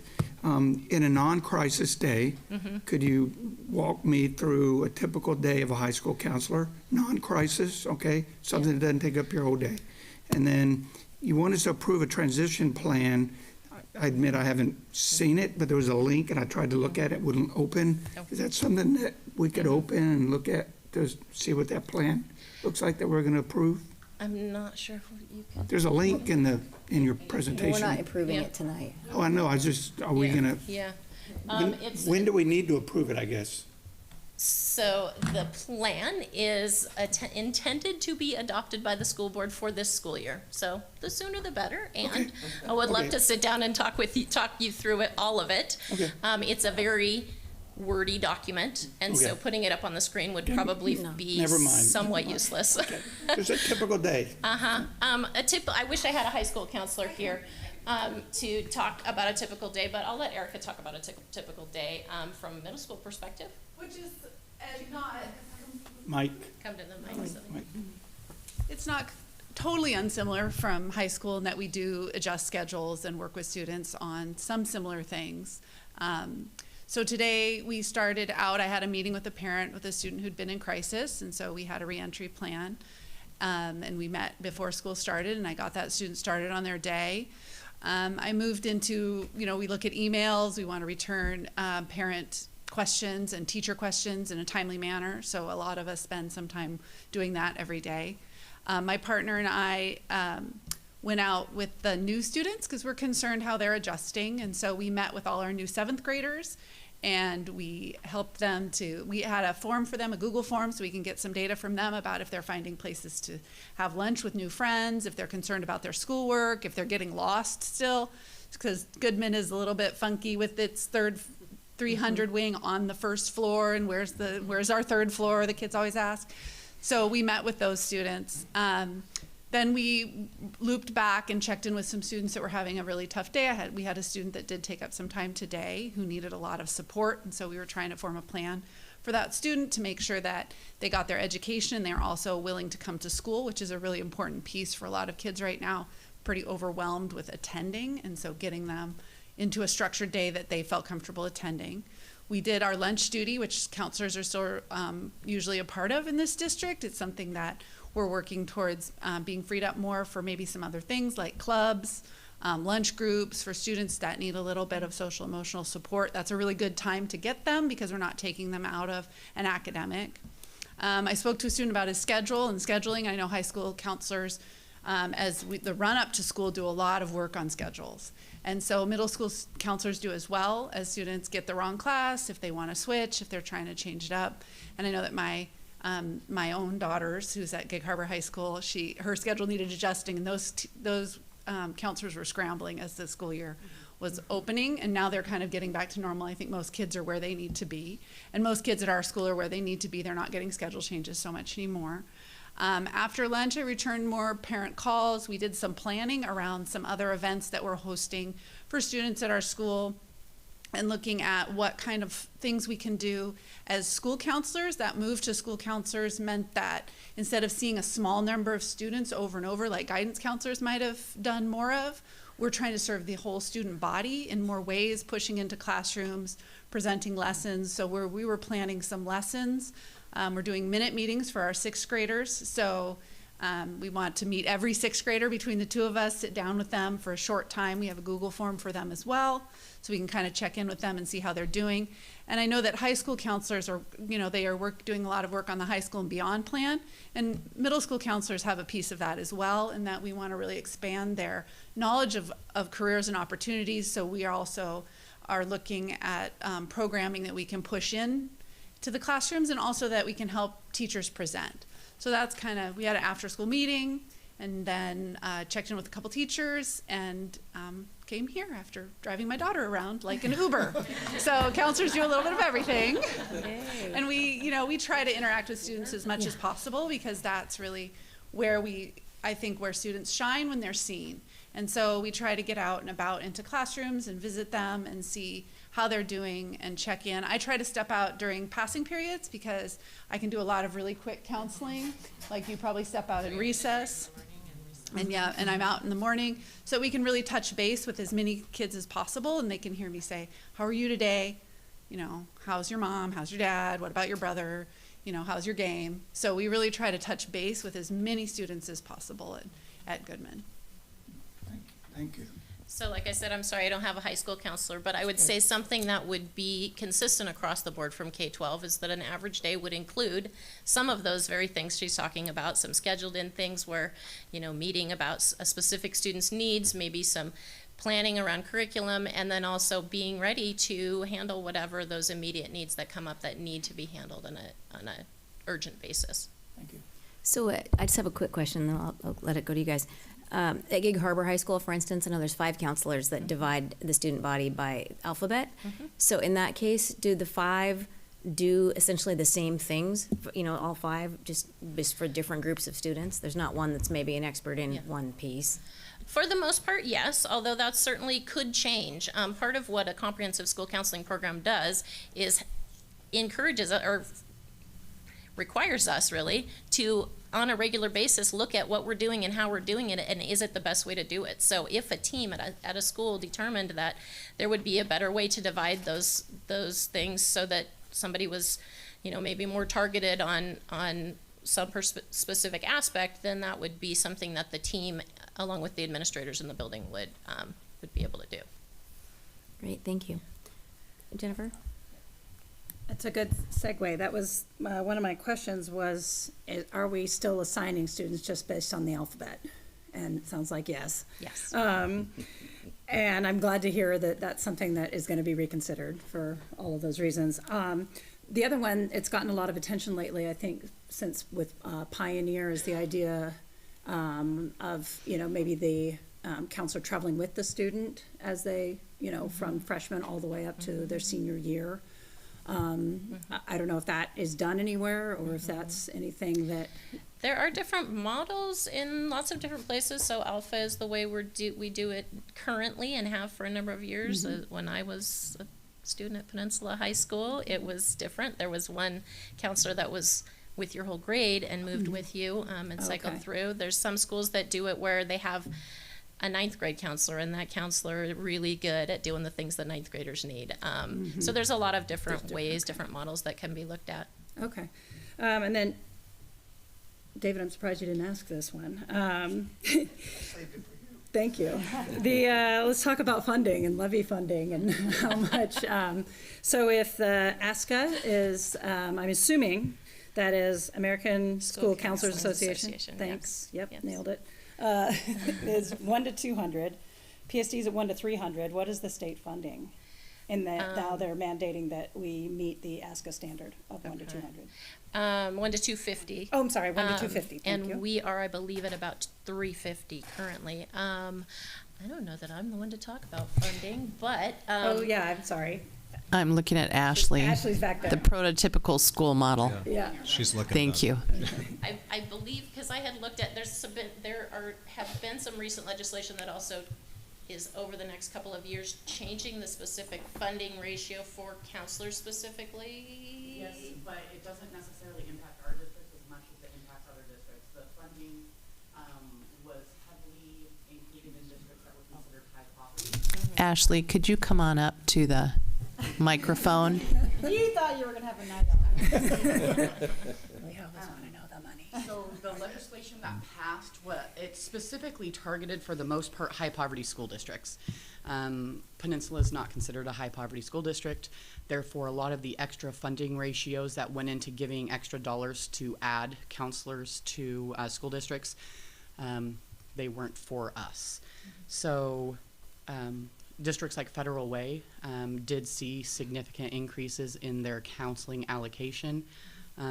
We did not. I'm pulling up our apportionment report right now to get the actual number. So I'm going to step away from the microphone, but I'm going to get it for you in just a sec, okay? Okay. And I believe the apportionment might be different at elementary, middle, and high school. They are. Yeah. Okay. So it's not just one number for all three levels. Okay. And then,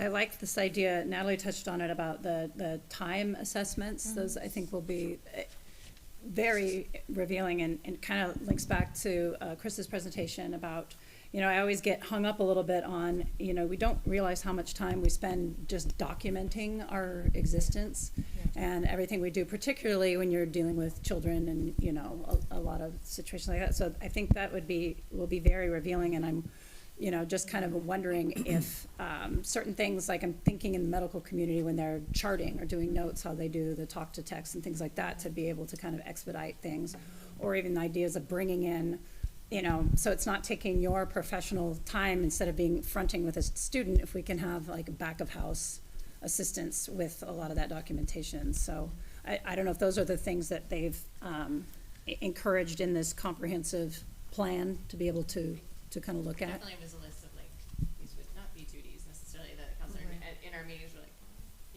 so it's nice to put a magnifying glass on Yeah. quantify what we actually are doing and what is best practice for what we're doing, so that we can best work. It's not for us to get out of anything, but just So what's the best that use we're of our time targeting for our kids. time towards what's most effective to support students. And Absolutely. Kind of goes back to what I could have said to David's question is, I'll be able to answer that better after we've done our use of time assessments. Yeah. Then I can really say this is how we're using our time.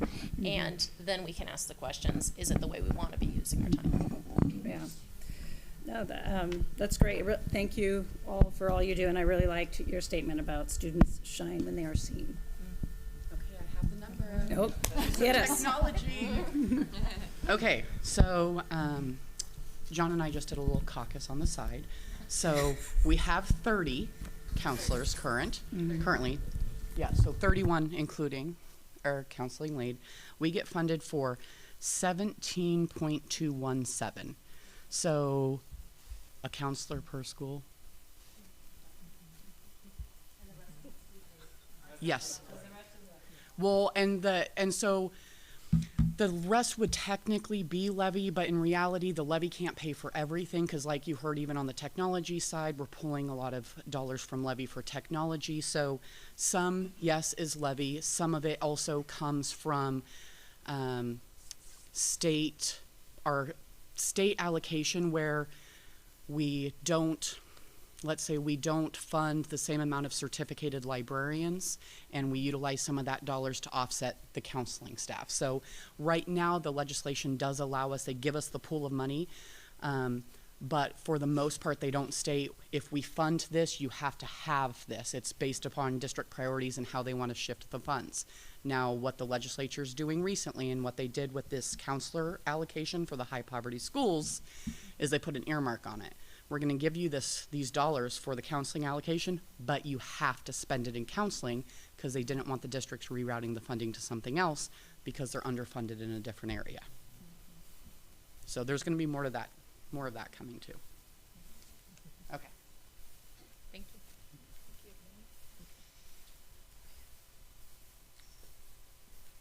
There it is. So unfortunately, I've seen a lot of tragedy in my life and a lot of teenage suicides. And I'm assuming you guys have the ability through some of the assessments to pick up on where that's going. So I've got kind of a two-part question. One is, where are we post-COVID in that arena?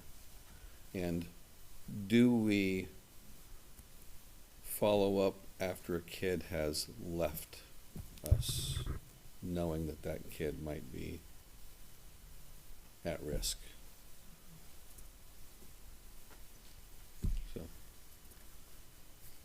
So I will say that, again, our approaches are both preventative and responsive. So there's a lot of things that we do in our district that are intended to prevent students being in a crisis situation. and to help them know what to do when they do find themselves in a crisis situation. We have just rolled out this fall some new district-wide procedures that have really been updated through the ESD, and how we respond to students who are experiencing a suicidal crisis. And as part of that, we're also collecting better data around how many students we are serving in crisis.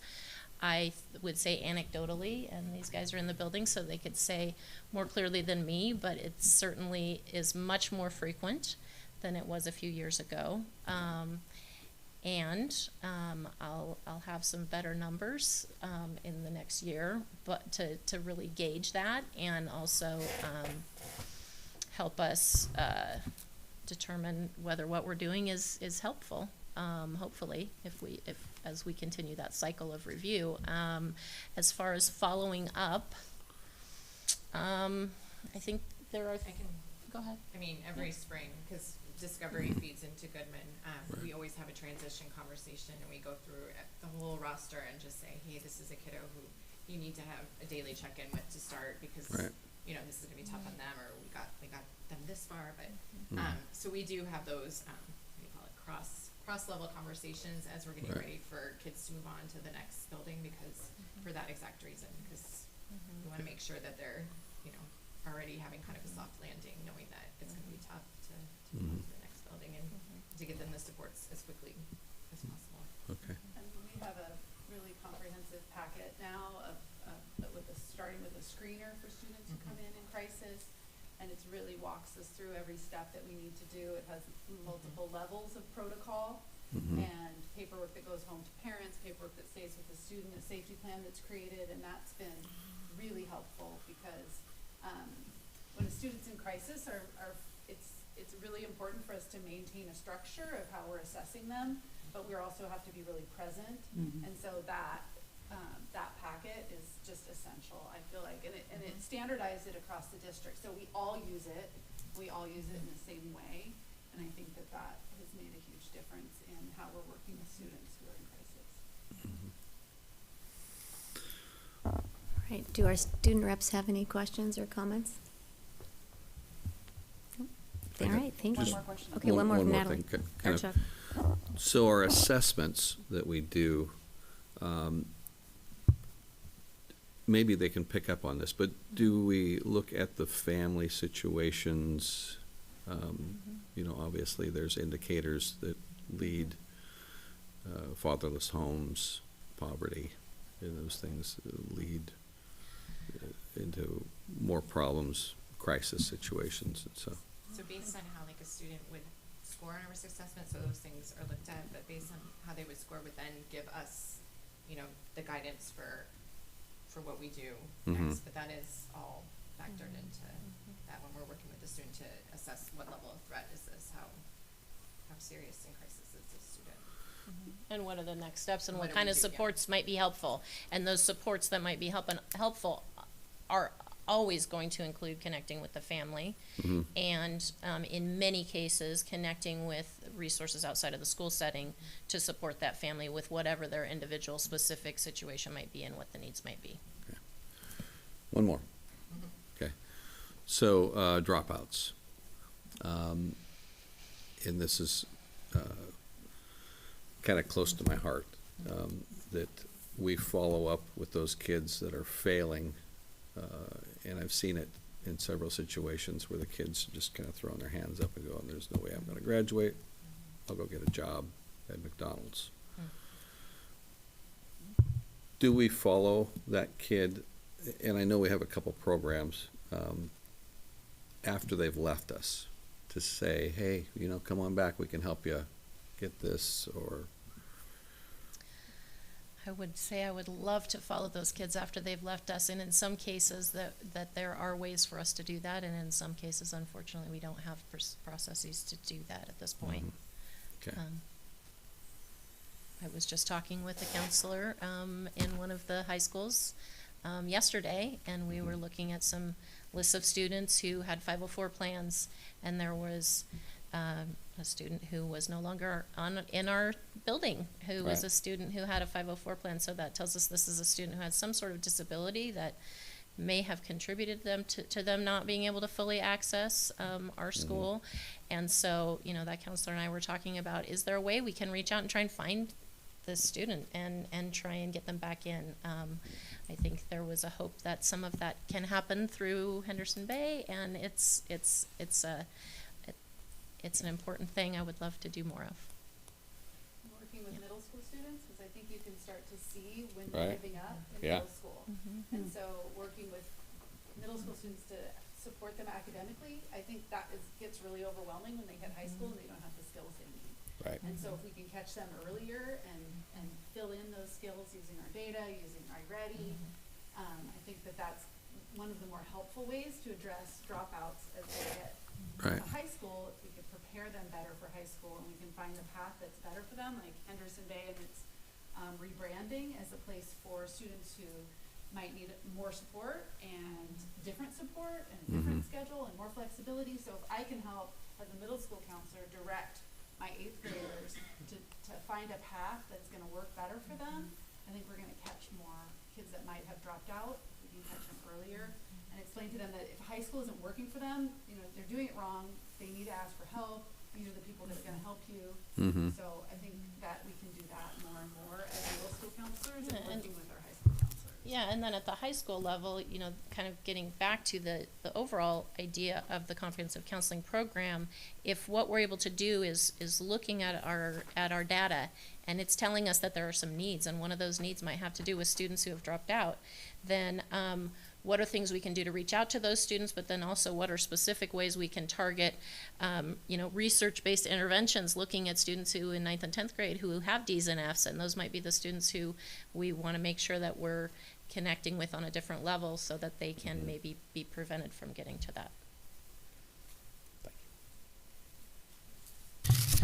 So we have expanded our communities in schools. Could you just talk real briefly about the role of that partnership as well? Do either of you have communities and schools in your building? Yes. Mr. Alex, who They just happen to be back there. From a district perspective, I will say they have a huge role in our buildings, and they're amazing support for our students. And when I talk about identifying community resources that could support a student or a family, that's who I think of as our go-to. I mean, that's really what I see as the communities in the school, and how can we work together to be a partner. But more specifically, you have. Yeah, so this is brand new to our building this year, although when I was in Tacoma, we had communities in schools, so it's an awesome program in the sense that, yeah, we're able to better fulfill kids, like things, just basic needs that kids need to be school ready. Their reach is fabulous and immense,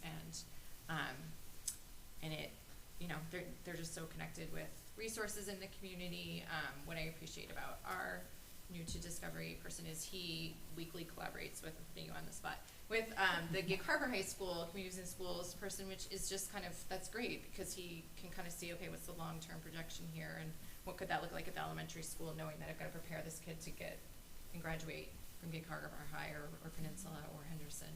And shared families as well, families that you share. And we, they're part of our child study team at our school where we're looking at kids who are, for whatever reason, not performing well in the classroom or not, are struggling behaviorally. And so our communities and schools person is part of that to think about, okay, well, are there some unmet needs outside the building that I can support and come alongside this kid? So they have been a great resource for us in just this short period of time already. Yeah, our communities and schools person, I think the best thing about her is that as communities and schools, people come into the school new, they assess what that school needs, because our needs are going to look different at Goodman, then they might look at Discovery, then they might look at KPMS, and so they really look at what our school needs, and we look at our data, and we talk together about where they could push in the best for us. And so our communities and schools person does a lot of clubs and groups for students to help them find connections, because we've got kind of various groups at Goodman, and so that inclusivity is a big part of her role, and she's amazing. And then she coordinates with the high school if there's a student or a shared family, or down to the elementary school, so that we can consolidate those resources. She has a clothing closet, a food cupboard. We did a girls group for 8th grade girls who were really struggling. We did that together. She sat in on my anxiety group last year, and then she would kind of check in with those students. They have a caseload that they take on, and then they do a lot of outreach for the whole school and the community. And so when a kid needs dental care, if they need a doctor's appointment, if they need to be driven somewhere, taken for groceries, I mean, they really just do what the family needs and the student needs. They are a great resource.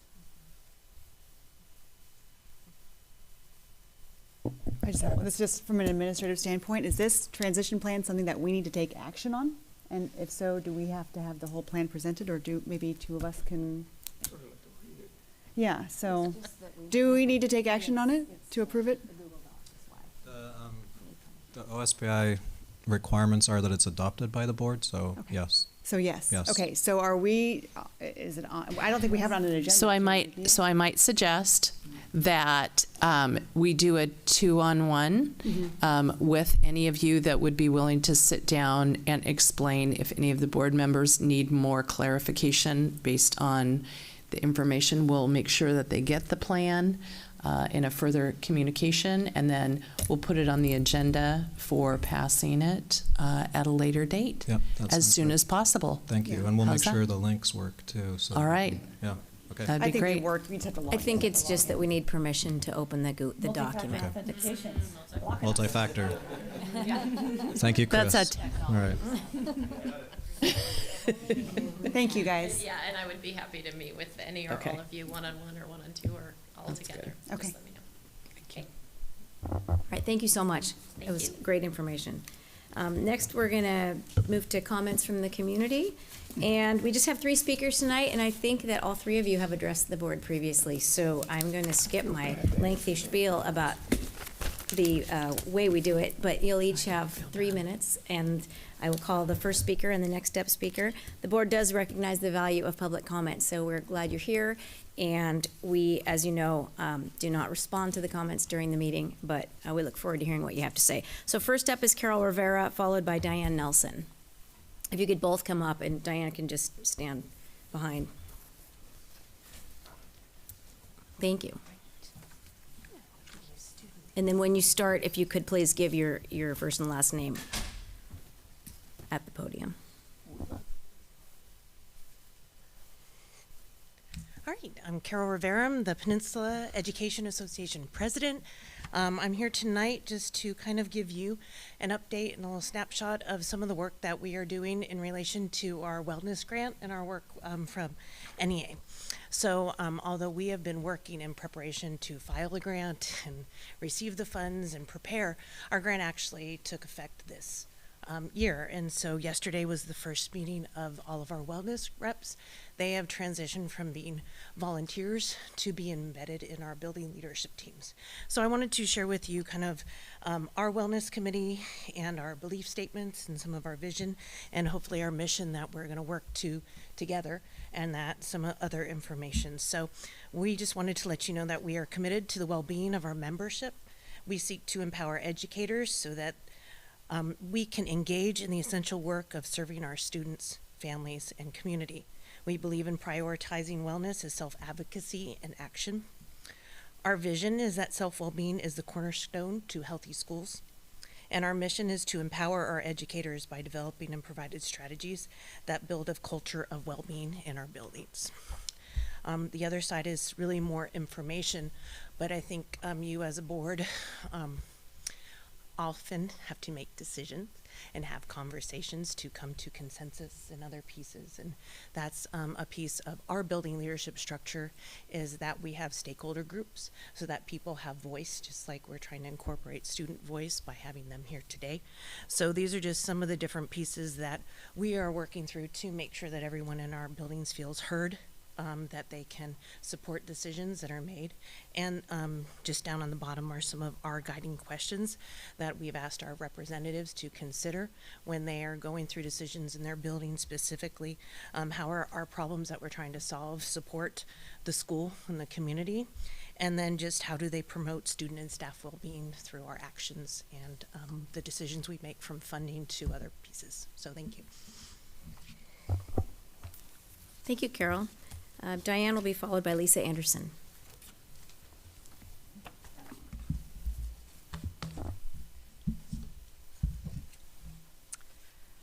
Good evening, Board. Thank you for letting me speak to you. And my name is Diane Nelson. Like you said, I have talked before, and I'm still wrestling through this because every time I come with the speech, I get through 1/3 of it, and it takes me 3 months to get through all the things I want to talk about. So I tried writing this out and timing it, and it just doesn't work for me to do that because I like to look at people when I talk to you. I don't want to come up here and read something. And I practiced this, and I spent 8 hours writing these things because I keep narrowing it down to get it and practice to make it fit. And it's just not working for me to do that. So I decided I'll just take one thing again that I wanted to do. I loved tonight's nature of celebratory in nature. Just as a grandparent, I'm not a parent of students, but grandparents of daughters. Granddaughters. I loved hearing the things that are going on in the school district. I like to come to the school board meetings, and I like to learn what you're doing. And I had a concern I wanted to address, and then I just had something that was very celebratory for me that I wanted to share. And so I think I'm going to save my concern for next week because I realize I can't look at you and read it and get done in 3 minutes. So I just want to share my celebration tonight.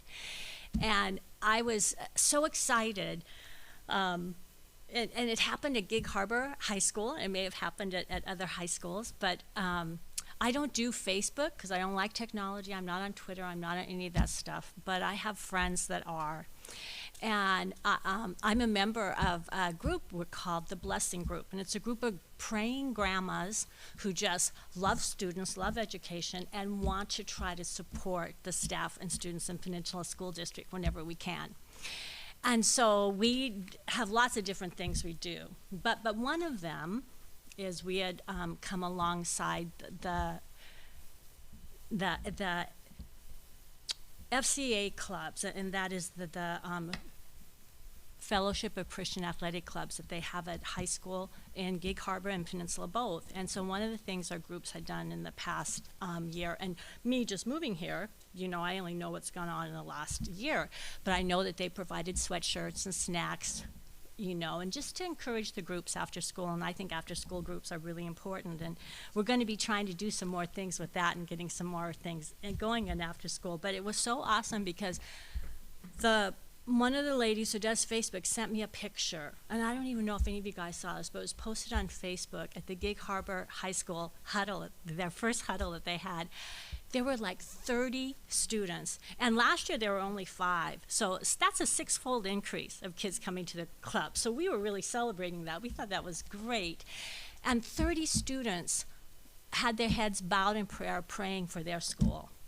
And I just think that is so wonderful. And the thing that was even greater than that grandma posted it on Facebook, and within 36 hours, there was over 1,800 positive likes of how much people in the community just like to see that. And I'm way over my time. And I want to be the first one, and I do have a concern, but I knew I couldn't do it justice if I had to read this. I can't stand reading and not looking at you. So anyway, I'm just excited about getting to become more involved with our district, and I loved hearing all the good things tonight. Thank you, Lisa.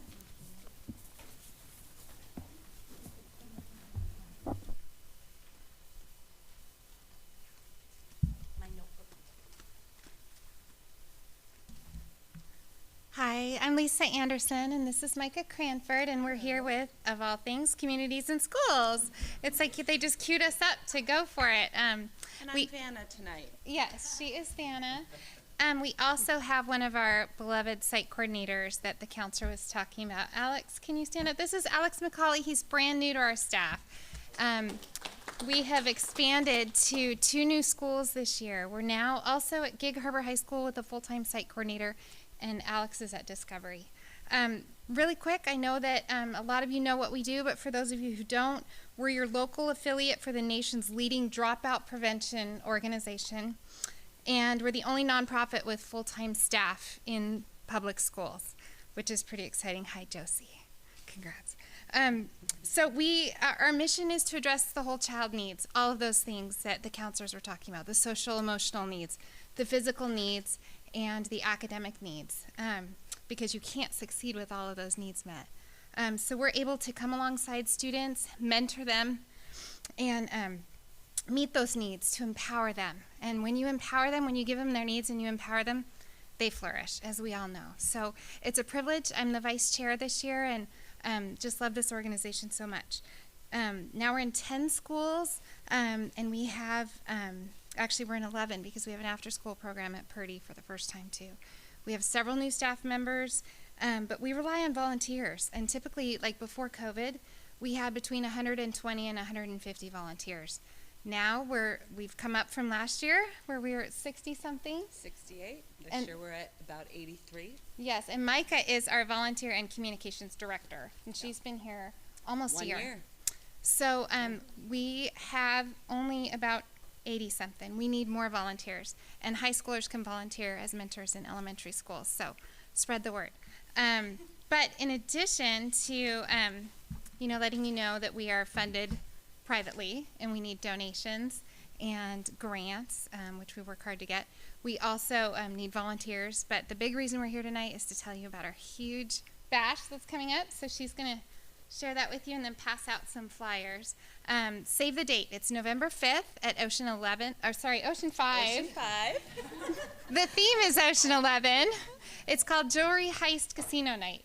And it's going to be a lot of fun. We've had so much fun planning this thing. So it's a fun way to actually support all of these things that we're talking about to help students graduate, to help them succeed in life. So thanks for letting us be here. We love our partnership with the district. John Helwick is on the board with me, and it's a privilege to stand alongside all of you, because I know you are here because you care about kids, and that's why we're here. So thanks for your time. Can I give you guys each one of these?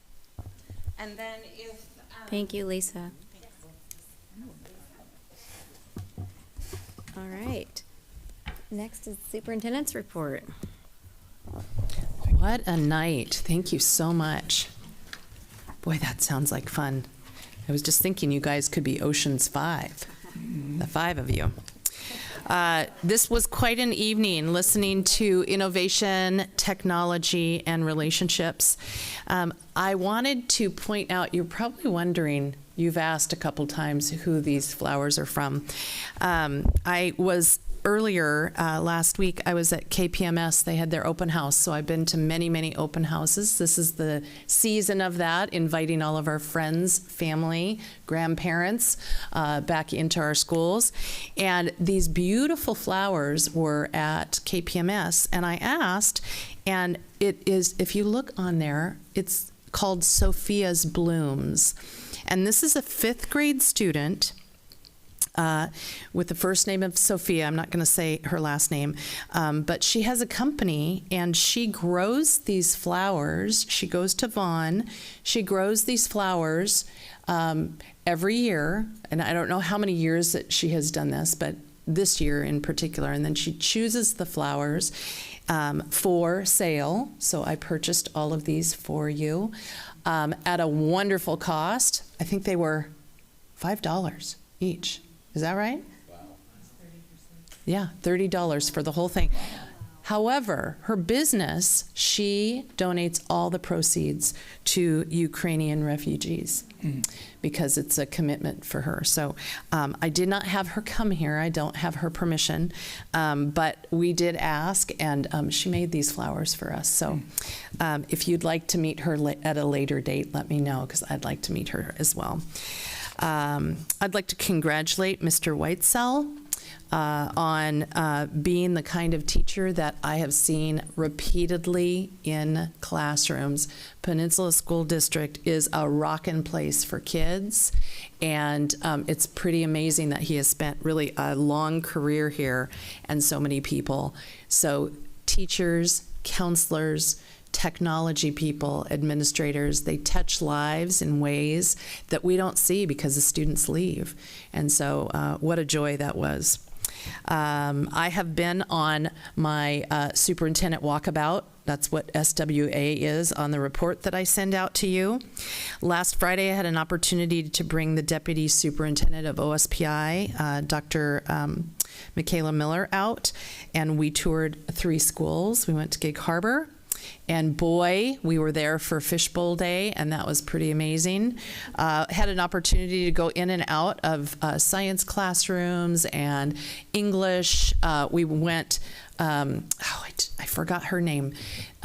She is a CWU, and anyway, we went in there and we got, yes, she's amazing, and we got the word of our year, so we all got little necklaces. We went to Voyager TK and looked at outdoor education. Deputy Michaela Miller is really looking at the legislation and expanding TK, so it was good for her to see boots on the ground.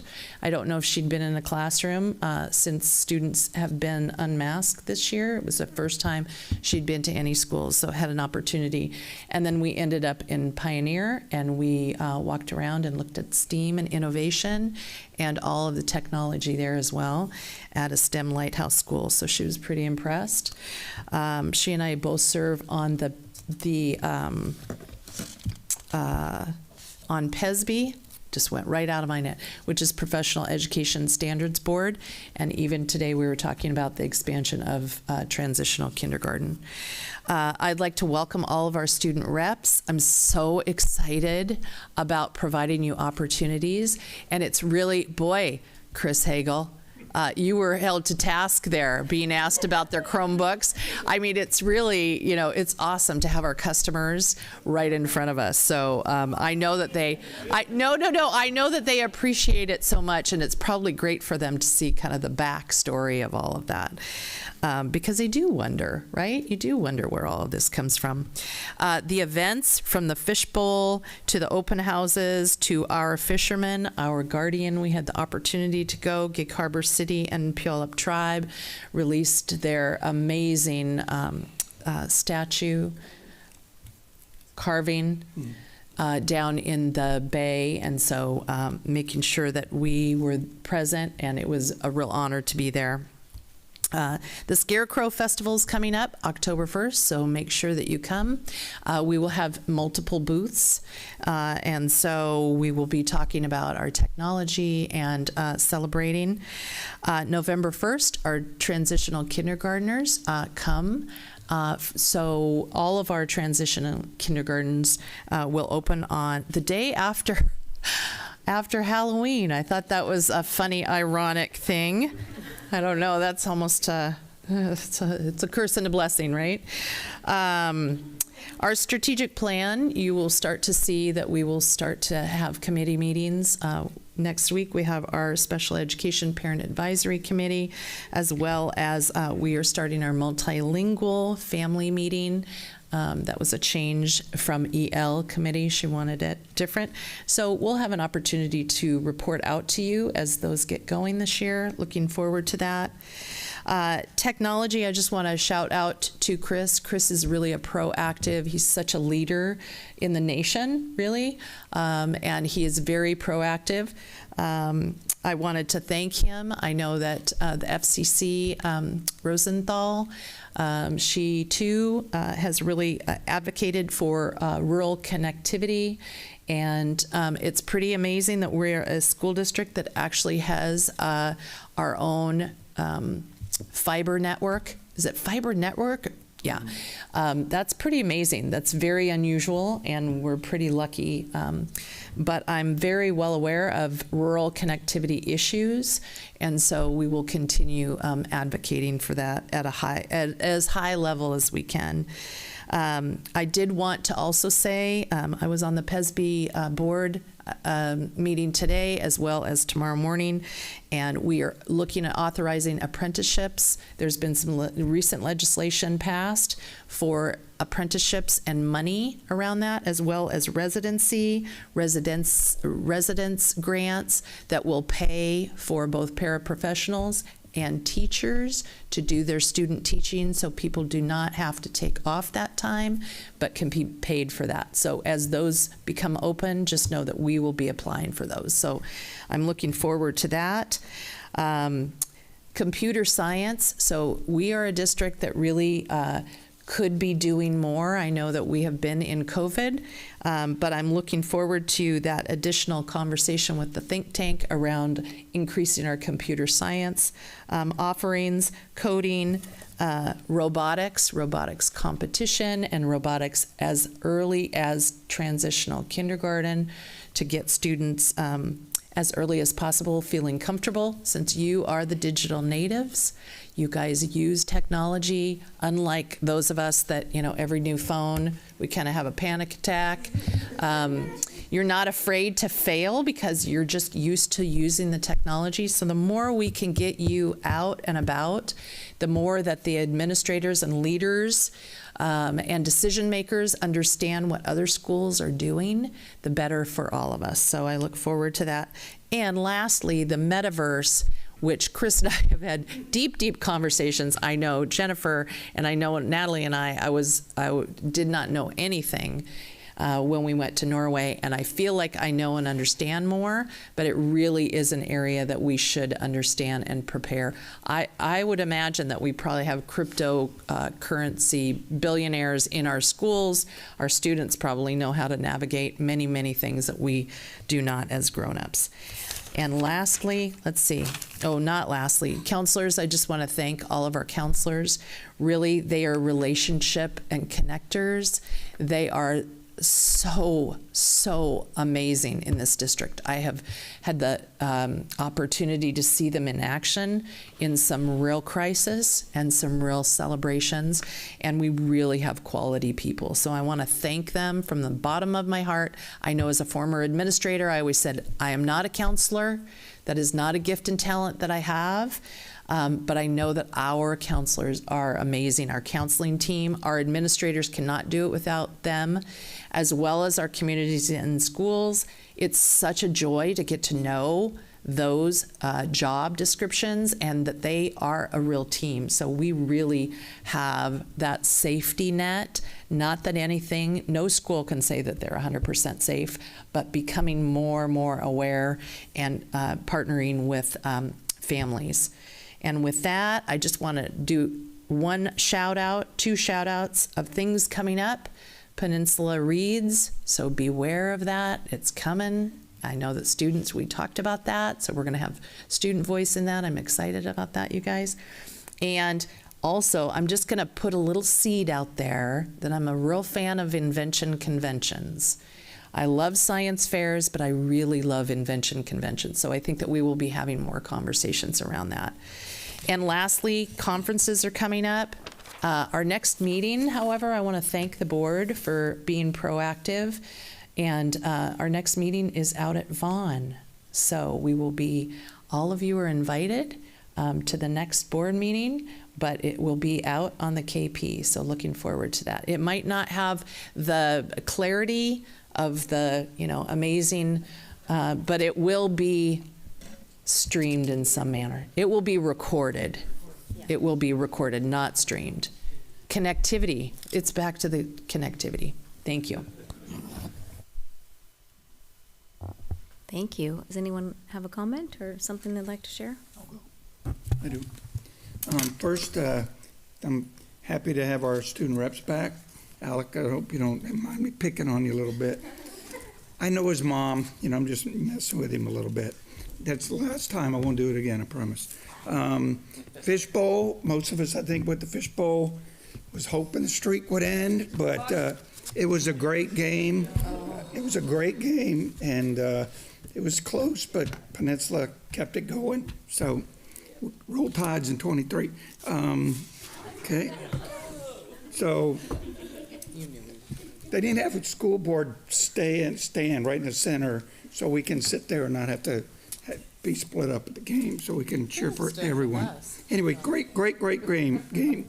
Next week, I'm on the WASDA resolution committee. Next week is the annual WASDA General Assembly, where we vote on the legislative priorities that are going to go to the state legislature, and Natalie and I will be on that. I'm not sure if the other board members will be there, but that I'll be attending that with at least Natalie next weekend. It is via Zoom. We used to do it in person, but I don't know if it's because of the pandemic, they're just doing it via Zoom now, but we used to fly there and do it in person, and gave us an opportunity to interact with all the statewide school board members in those committees. So hopefully at some point they'll get back to that, but not this year. Lastly, we heard some great information tonight from Chris. You know, it's sort of been pushing that for 10 years, I think, with your predecessor at least, to try and do more around this. And so the school board and the staff and the community and the students, everyone spent a lot of time on our strategic plan. And the majority of the sections of strategic plan, as Chris pointed out tonight, has something to do with tech ed in some capacity, tech ed. And so my questions, I hope you know, were very intentional, Chris, but I think that to be truly inclusive, to make sure that we're giving every student in the Peninsula School District an equal opportunity to succeed, the board can come up with new ideas and new ways to help our tech ed. So I'll just leave that at that. Thank you. Chuck, you got anything? Jennifer? Just real quick. Thank you, Communities and Schools, and Lisa for coming and speaking tonight. And that kind of got me thinking that we've been focusing a lot on, you know, as students are returning, enrollment numbers kind of starting to increase. And it made me realize that our community groups also were hit hard by COVID, and the need to kind of spread the word and get our volunteer numbers back up.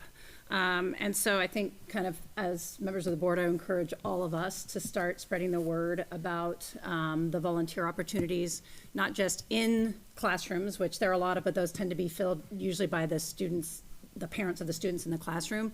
But for example, the grandmother group, I love that. And that's a perfect example of the tremendous amount of support for our schools that our community has, even from people who don't directly have children in the schools. So Communities and Schools needs volunteers, the Education Foundation needs volunteers, food backpacks, Kiwanis. I mean, it's a pretty robust network.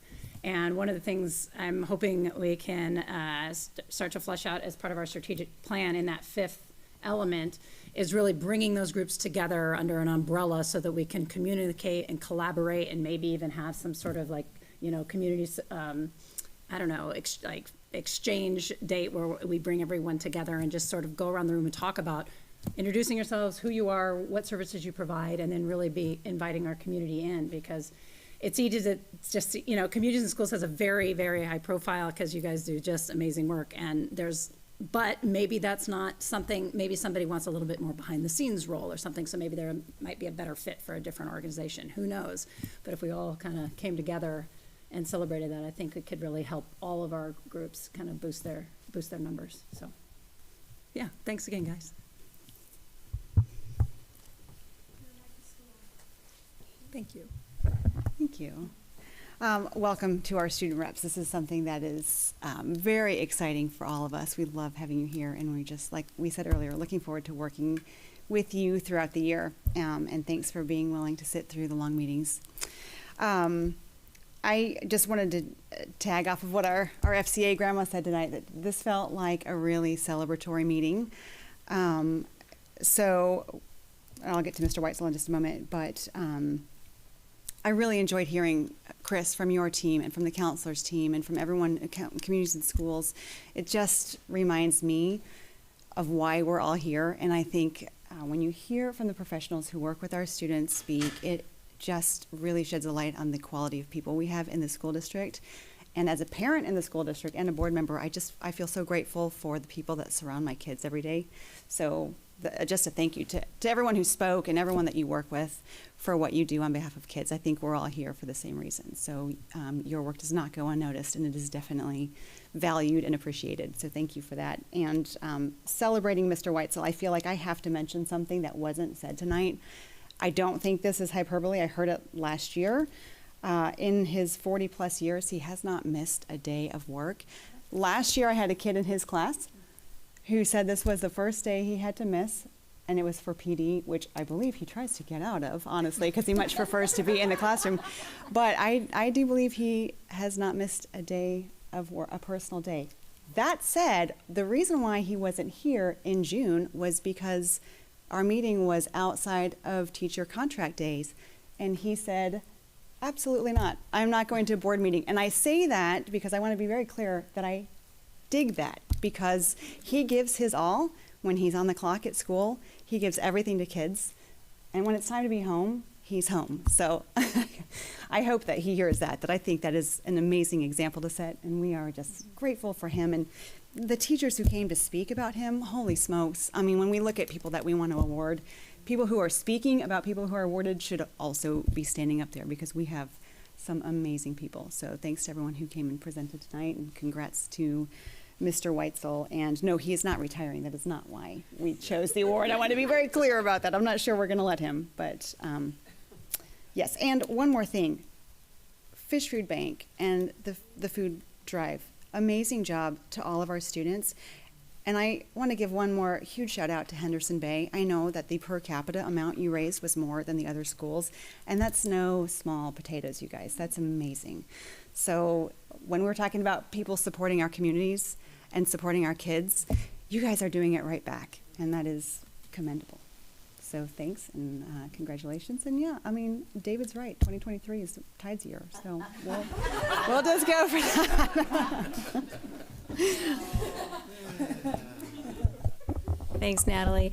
Lastly, I would like to add that I watched the Fish Bowl last weekend. I was in Pullman, and we streamed the Fish Bowl with a group of students from both Gig Harbor and Peninsula who both played football, and in front of our RV in the parking lot, all around this little TV that was, of course, like shorting out and glitching. But we were getting texts like, "What's the actual score currently?" You know, and it was pretty fun to see. So.